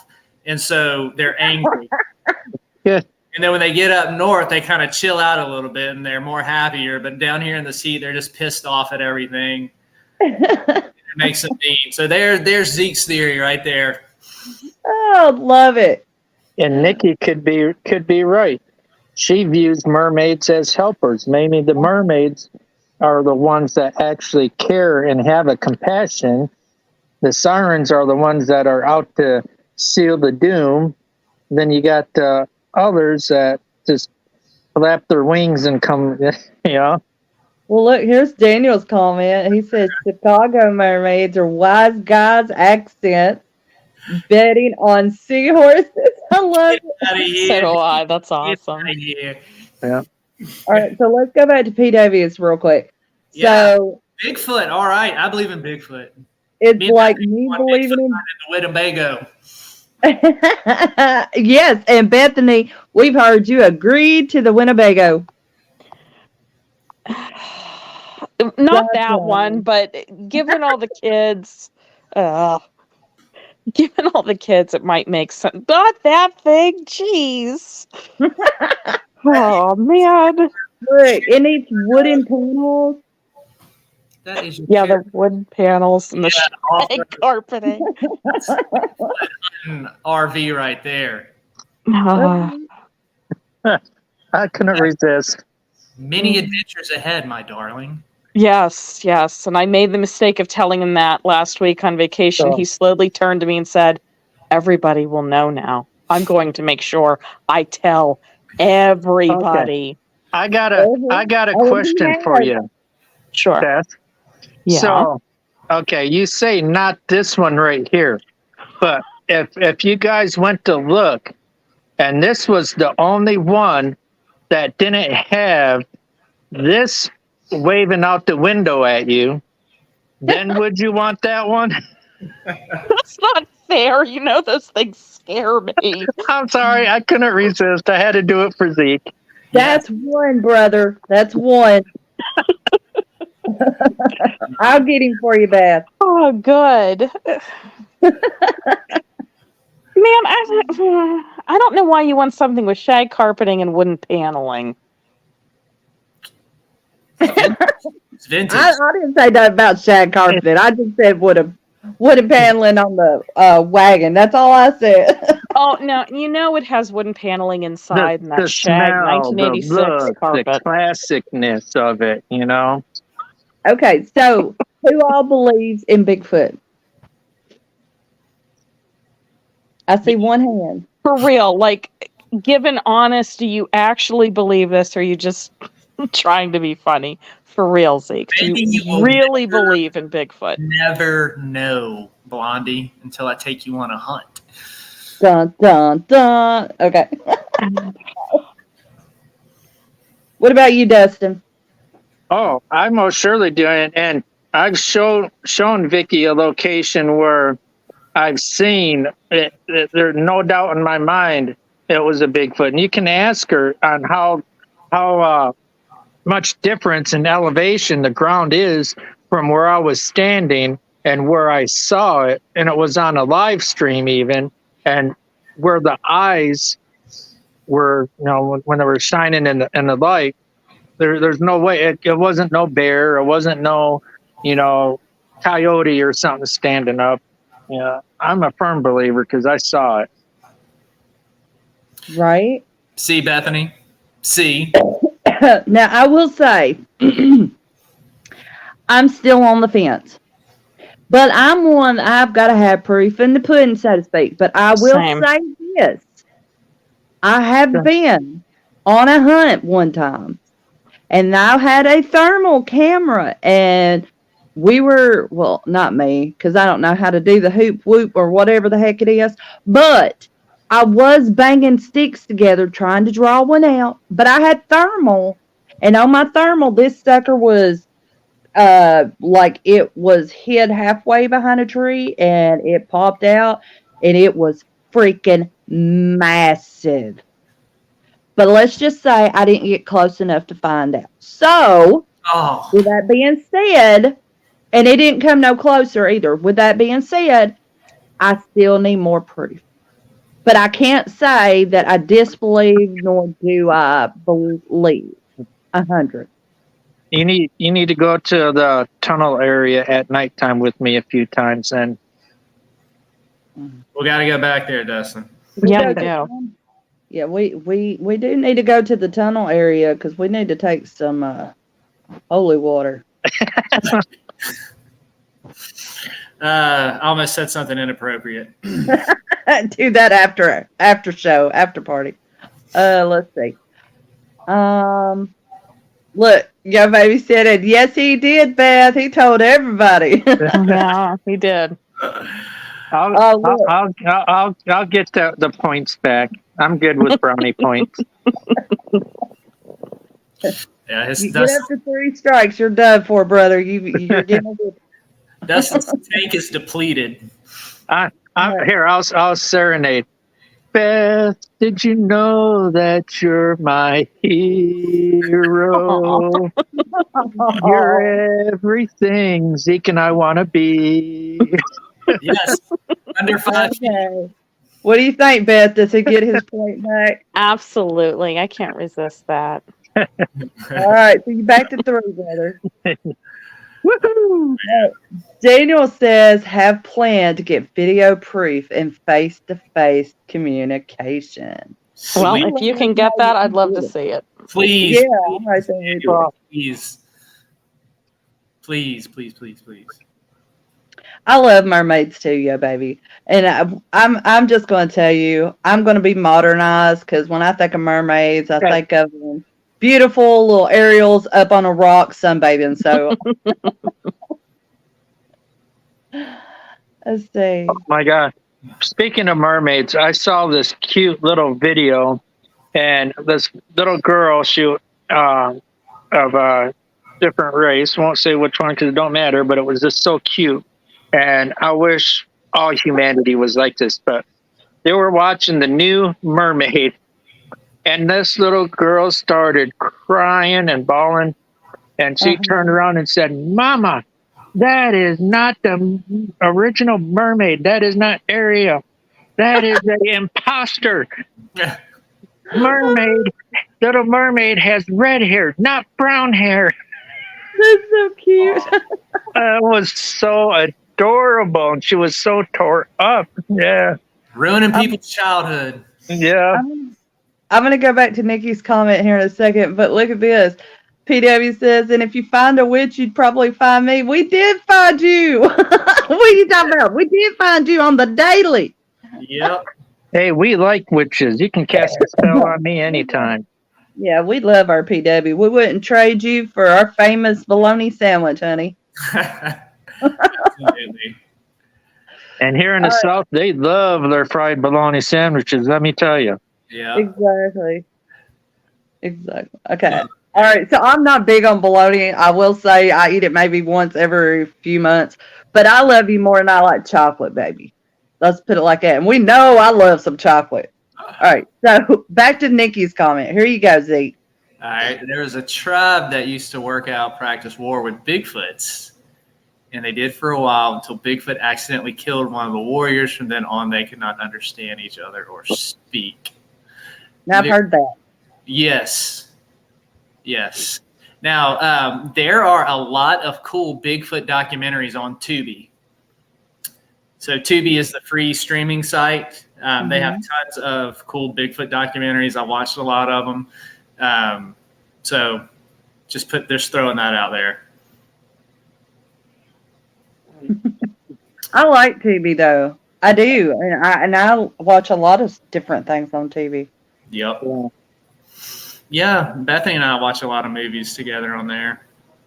Oh, I'll tell you what. Even at nighttime, my favorite that I go to bed to is they have this ocean wave off a wooden boat, and it's raining. So it's got raining, it's got waves, and like you're riding waves on this boat. And a lot of times I'll put that on my TV and go to sleep to it, and it's on TV. I love it. Like the ocean sounds and rain sounds. I love that stuff, and that's free on TV. Just FYI. I've been doing the ASMR. I've got a favorite ASMR. She goes by ASMR Divinity, and she uses a towel over a I can't remember the name of the mic now, and she creates the ocean sounds and the waves and rain and all that, just using her mouth and hand movement on the mic, and it's awesome. Sweet.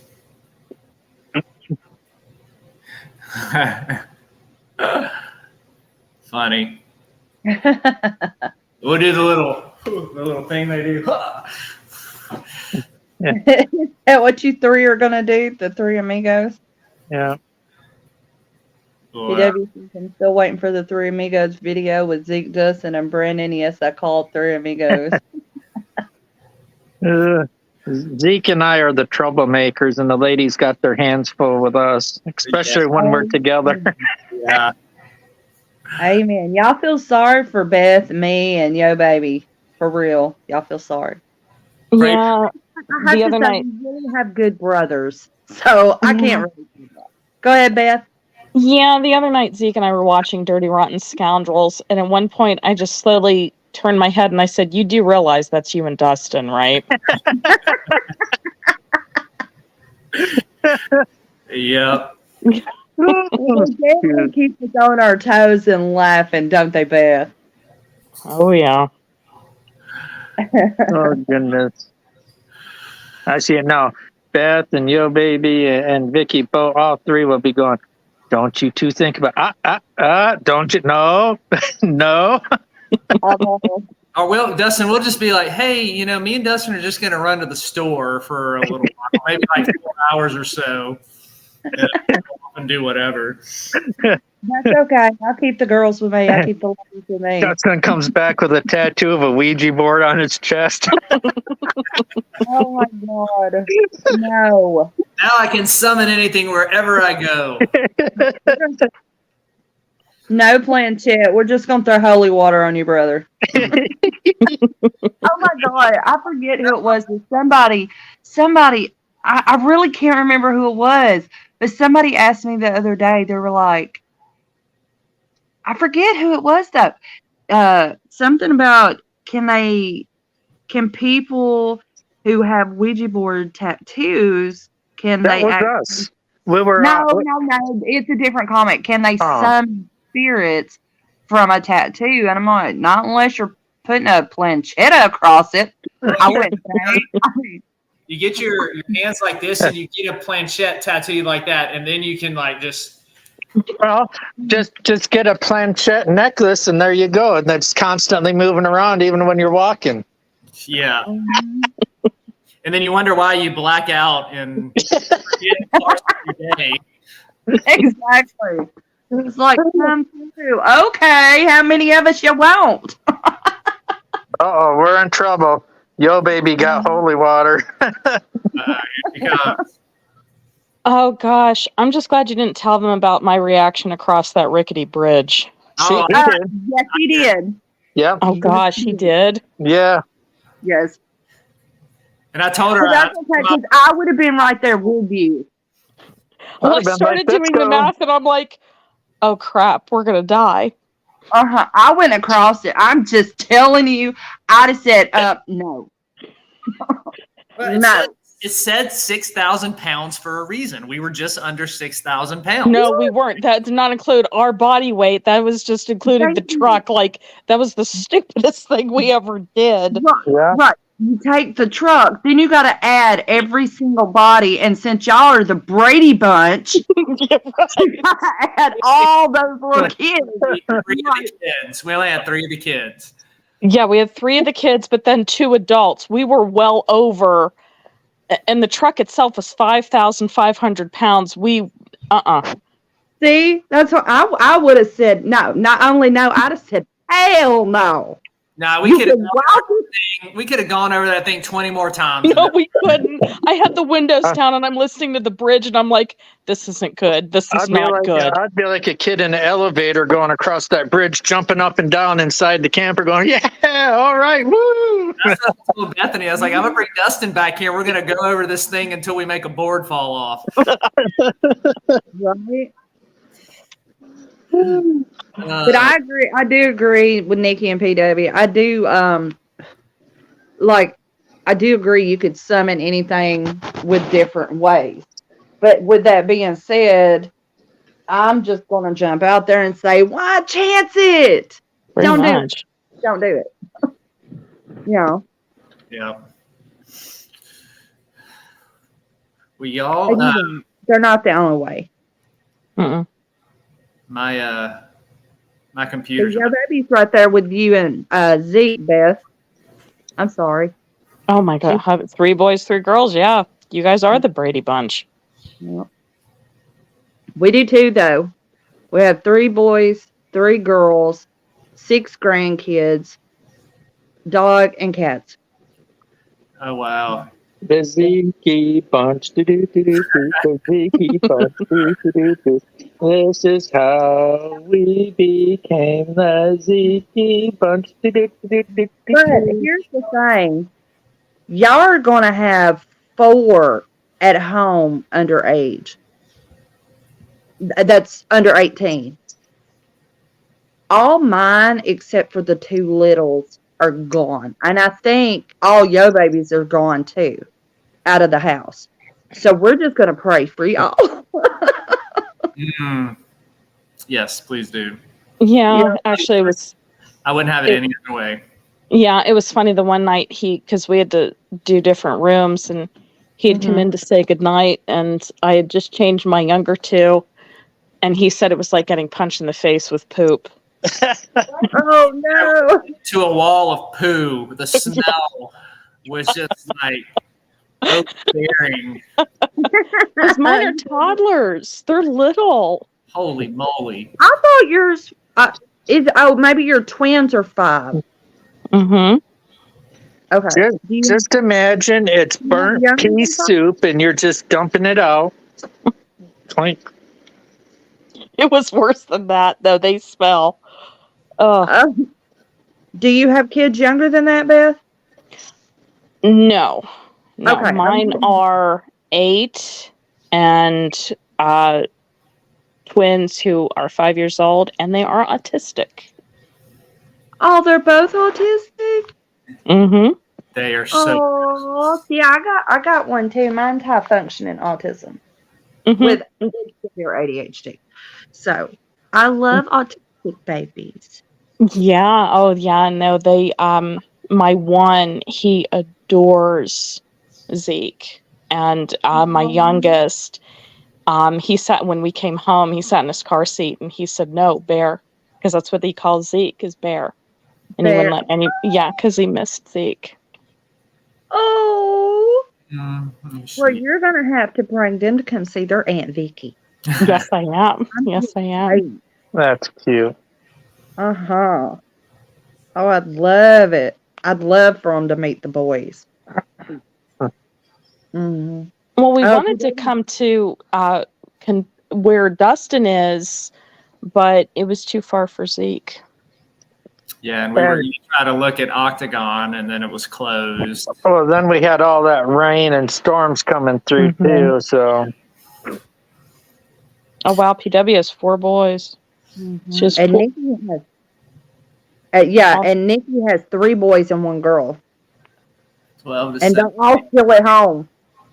I got 0. You got fur babies. No, I got fur babies. Yeah, Tons of Yeah, fur. fur babies are.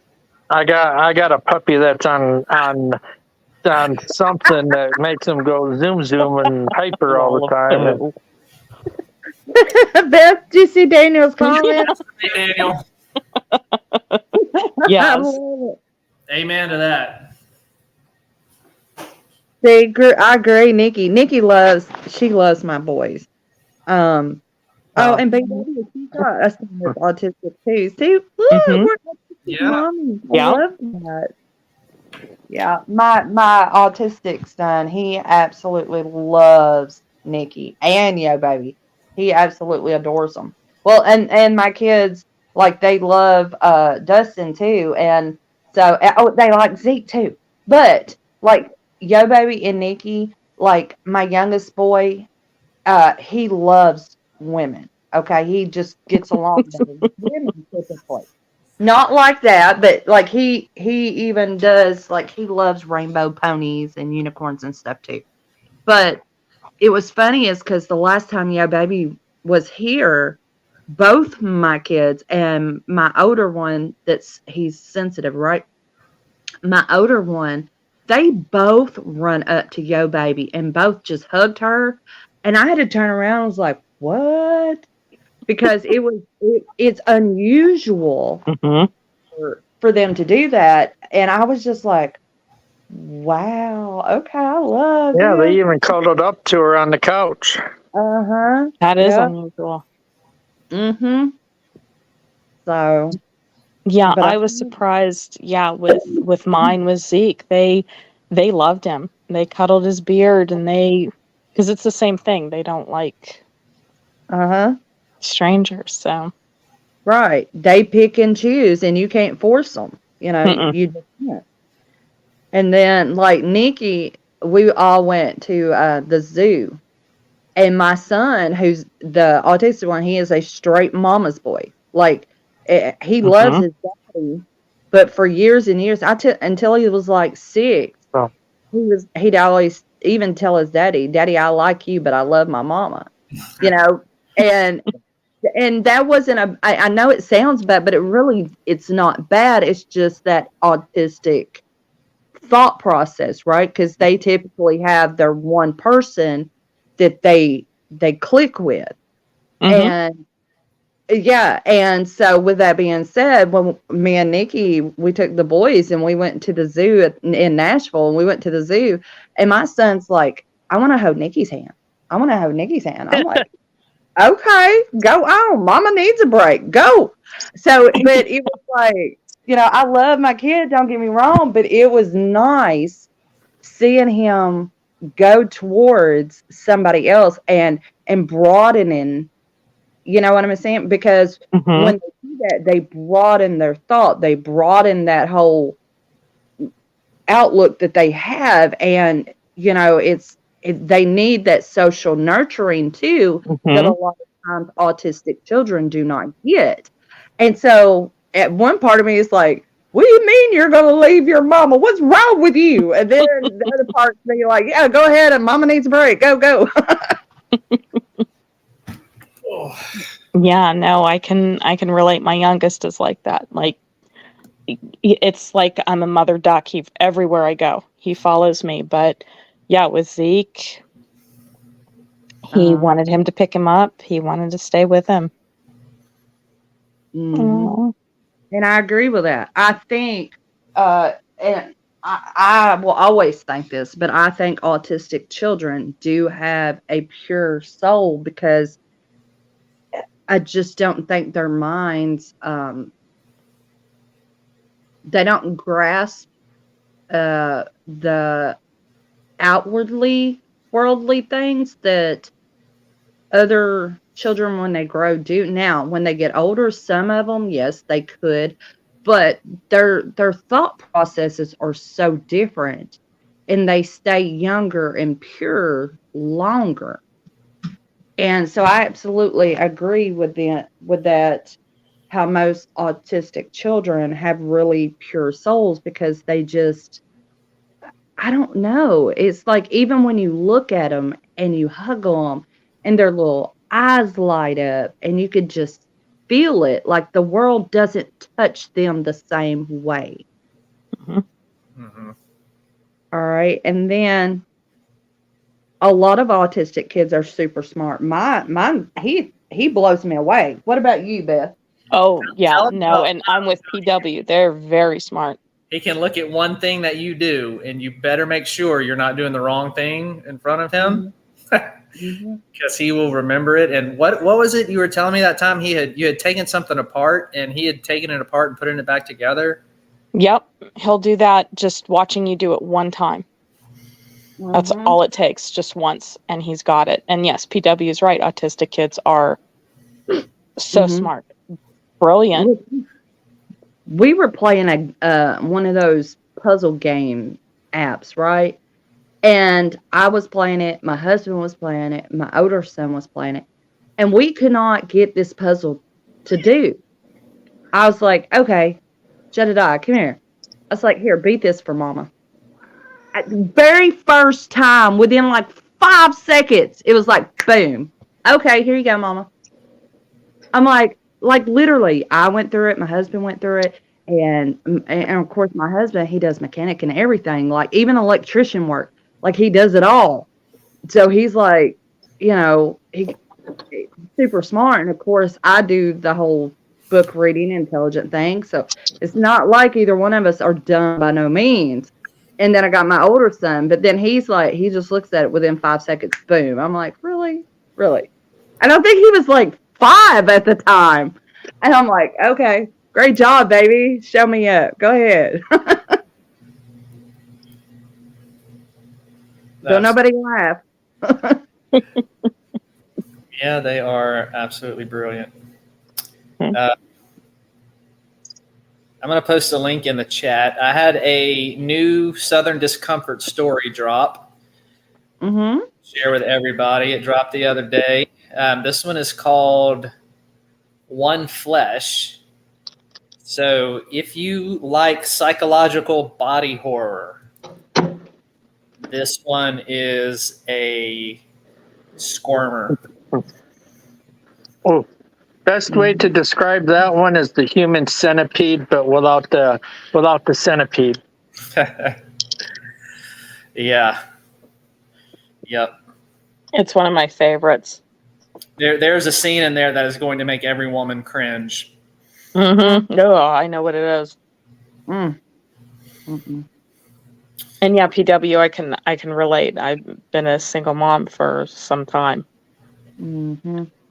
Well, I'm a stay-at-home mom and I homeschool, so I completely. Oh, bless your heart, Vickie. Woo. So until a few years ago, I never, I didn't leave the house without my kids. I never went anywhere without my kids. It wasn't until I started doing paranormal that when my husband's home from work and I know that he has my children, and it wasn't until they reached a certain age that I would even allow him to watch them. Not that he couldn't do well with them, but I'm an overprotective mama. So I completely can relate. Yeah. I'm sure you understand. So, and not to knock men, by no means, but I know their signs. I know their symptoms. I know when they're starting to get sick. I know when they're not. I know what medicine they take. I know how much they take. I know their body weight. I know their height. So with that being said, overprotective mom until they got old enough to where, they could say, okay, my stomach hurt or my ear hurt, or they could literally tell dad, I don't feel good, then no. Never ever left the house. So when it got to that point, the only time, even still to this day, the only time I actually get a break is I plan it to when my husband's home and I can go and take my break. And usually that's at night, so I get a few hours and then they're in bed anyways. And then when I come home from doing paranormal, I'm up with the kids in the mornings. Wow. And I have to applaud you, because now I do send my twins to an ABA school, and I have to commend you, Vickie. I mean, like, that's impressive to homeschool an autistic child. I mean, like, I applaud you. Well, thank Big you. time. Now, I will say, Jedediah's not as bad as a lot of them, and I don't mean it in a bad way. I mean, luckily, he can do a lot of things, and people will take him as a normal child until you actually speak to him, or until his sensories hit, or his triggers hit, or something like that. And then they want to, with autistic children, you've got people who do not understand and they don't grasp, and they list them as bad children. No, they're not bad children. They have triggers. They have sensory issues. Right. They have, it's different things. And until you actually take the time to recognize, you've got so many adults who they turn a blind eye to a child, that they don't open up and see what they're actually seeing. And that's what makes me mad, is that you have adults that try to bully children, and it's bullshit, and it's going to make me upset, so I'm going to back it down for a minute. But it's crap, because they don't take the time to see what the child needs. And instead it's blah, blah, blah, blah, blah.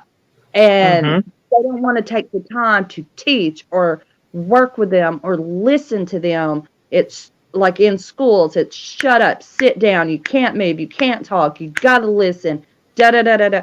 I'm sorry, but you cannot take a child who has autism. They don't work that way. It does not work for them. All you do is create more mental disability by treating them this way. Yep. Sorry. Squirrel, go. Let's go back. Your book, Zeke. Oh yeah, that's every month for Godless. I write a Southern Discomfort series. So there's a new release every month. They're usually typically 50 cents. This one is 99 cents because it's way longer than the normal ones that I write. So you're definitely getting a big bang for your buck with literally with this one. And it is a psychological body horror about a head surgeon at a hospital. And he has a womanizing resident who goes after his wife.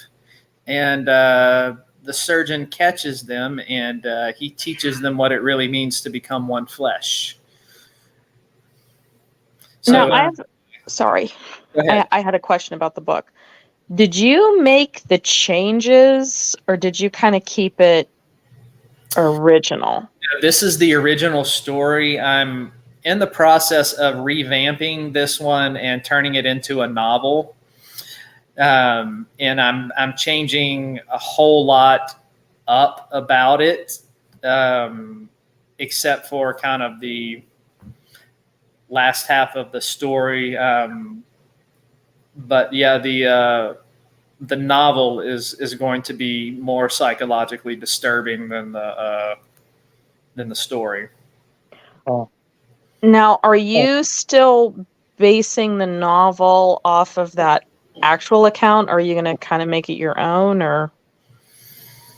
No, it's going to be, so the novel, I am basing it upon a true account of a womanizing therapist. So one of the main characters in the novel, instead of a resident, is going to be a therapist, which is even more terrifying, I think. I think so too. So yeah, it'll be different, but that's kind of on the back burner right now. I'm working on my first middle grade horror novel for 8 to 12-year-olds. a story Oh, inspired by my youngest. She gave me the idea. It's about a haunted piano. Ooh, okay. It's called D minor. And so I am working on that one. That's kind of what I have in the works right now. But yeah, every every month though, if you like stories, I've got this Southern Discomfort series, and each one is different. You're not going to get the same thing. You're not going to get the same type of horror genre. I like writing in all things horror, so everyone is going to be different. Yeah, hold on a second. This is for Zeke. As soon as I can get it to, there it is. Select. It's uploading. Well, I should say for everybody else about Zeke. There we go. Yeah, that's the cover. I like it. There we go. That is it. Okay, is it just me or does it almost looks like a hand for the top? Where the tatas are? Yes. Okay, the bikini top. All right. Right. Especially the one on the right. It looks like there's a hand saying, "Come Yeah, here." that's what I was saying. It does. I It don't looks see like a hand. I see tatas. Oh, of course, you're a man. Yeah, Right. I don't see. But I see a hand. You're saying it looks like hands on the tatas? Yeah, like a hand bra. It looks like the high beams are on, but I don't see no hand. Okay, well, the high beam on the right side has got fingers because there's lines that's showing fingers. Right. Right. Well, it looks like part of a top. Well, I don't know. Subliminal messages. And apparently so. While we're on it, this because it's got a link for Zeke. It's got a link for everybody on it. Zeke and Vickie and Yo Baby, are you okay with me showing the one little thing that people are going to get when they get to Octagon is a secret. They have to surprise. They have to wait until they get there. We created something for a new sticker. And does anyone have any issue of showing that? No. All right. The ones that are going to Octagon will be the first ones to receive. We got stickers that are being made and shipped as we speak to hand out. And I'm also going to have some put on T-shirts for us and some cups, but I want to do a special one to where if everyone's up for it, we'll sign it and we'll do a little contest. And, whoever wins that contest will be the only ones that have a sticker that's on here, like with the autograph. Yep. What's the latest on the tickets? How many are left? Do y'all know? 4. Okay.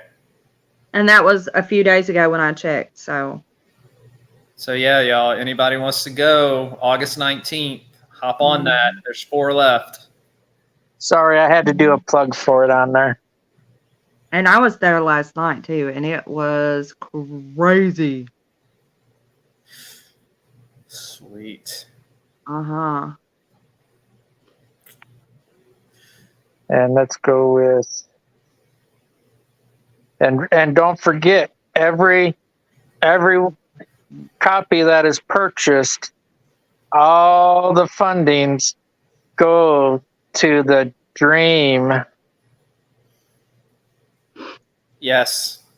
And I love how it's missing a tire. It'll get us there. Maybe not that exact one. Right. There. I'm gonna get my blue leisure suit so I can be like Cousin Eddie. Well, did you tell everybody the dream I had when we were on vacation and you said, it's prophetic, baby, it's our future? No, tell him. no. No, you tell them. You tell There's him. the Cousin Eddie version. I had With an actual pictures. dream when we were on vacation that we weren't in Winnebago, and I looked over at Zeke, and he was wearing a brown cowboy hat with turquoise jewelry decorated on it, aviator shades, and he'd shaved his beard and just had mutton chops. Oh no! I'd have woke up crying. Did you wake up crying? I did. I was like, what? No. See, this is telling you, Zeke, that your obsession is giving her a mental breakdown. No, it's preparing her for what's ahead. It's called having withdrawals. It's her dream to be in there so bad that she just can't stop dreaming about it. She's having premonitions. I hope not. I hope so. I'm gonna make that dream a reality for you. I'm gonna make it come true. Why? Because I've always told you I want to fulfill your dreams. You want to fulfill my nightmares. Nightmare's still a dream.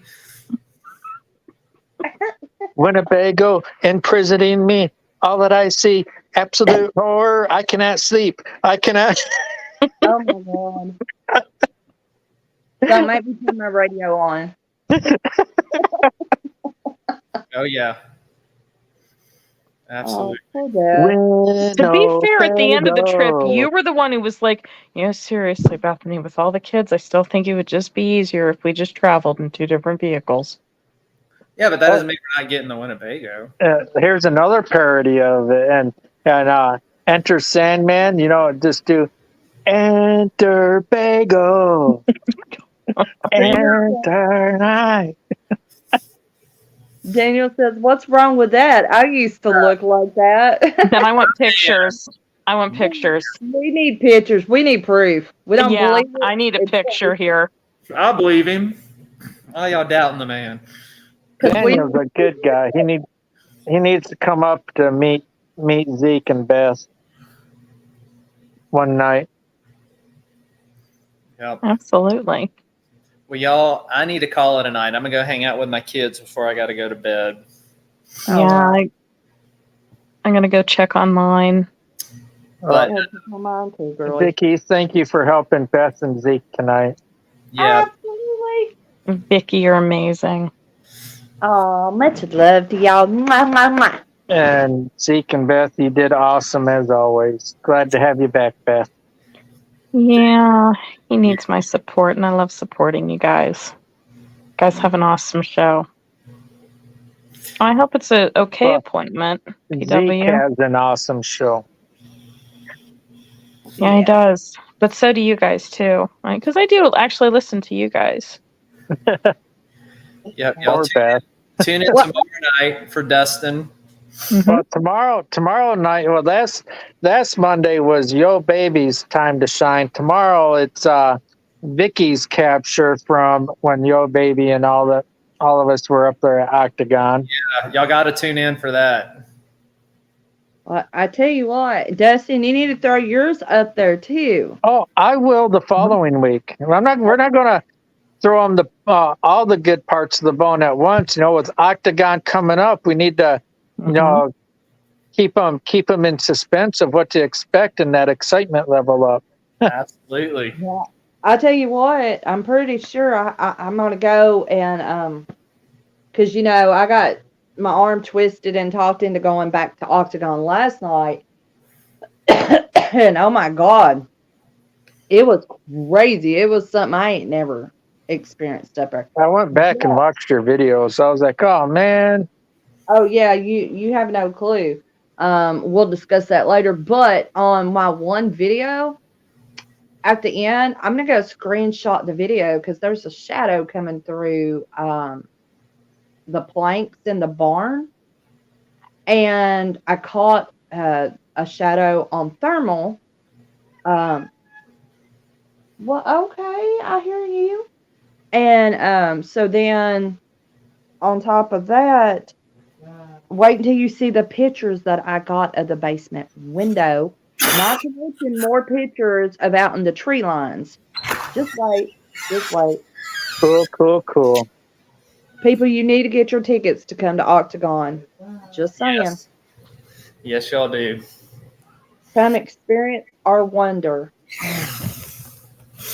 Yep. Well, thank you everybody for tuning in tonight. Everybody in chat, thanks for your input and your questions. Y'all are awesome as always. Thank you, Dustin, Vickie, and the love of my life, my Bethany. And yo, baby. And yo, baby. Yeah.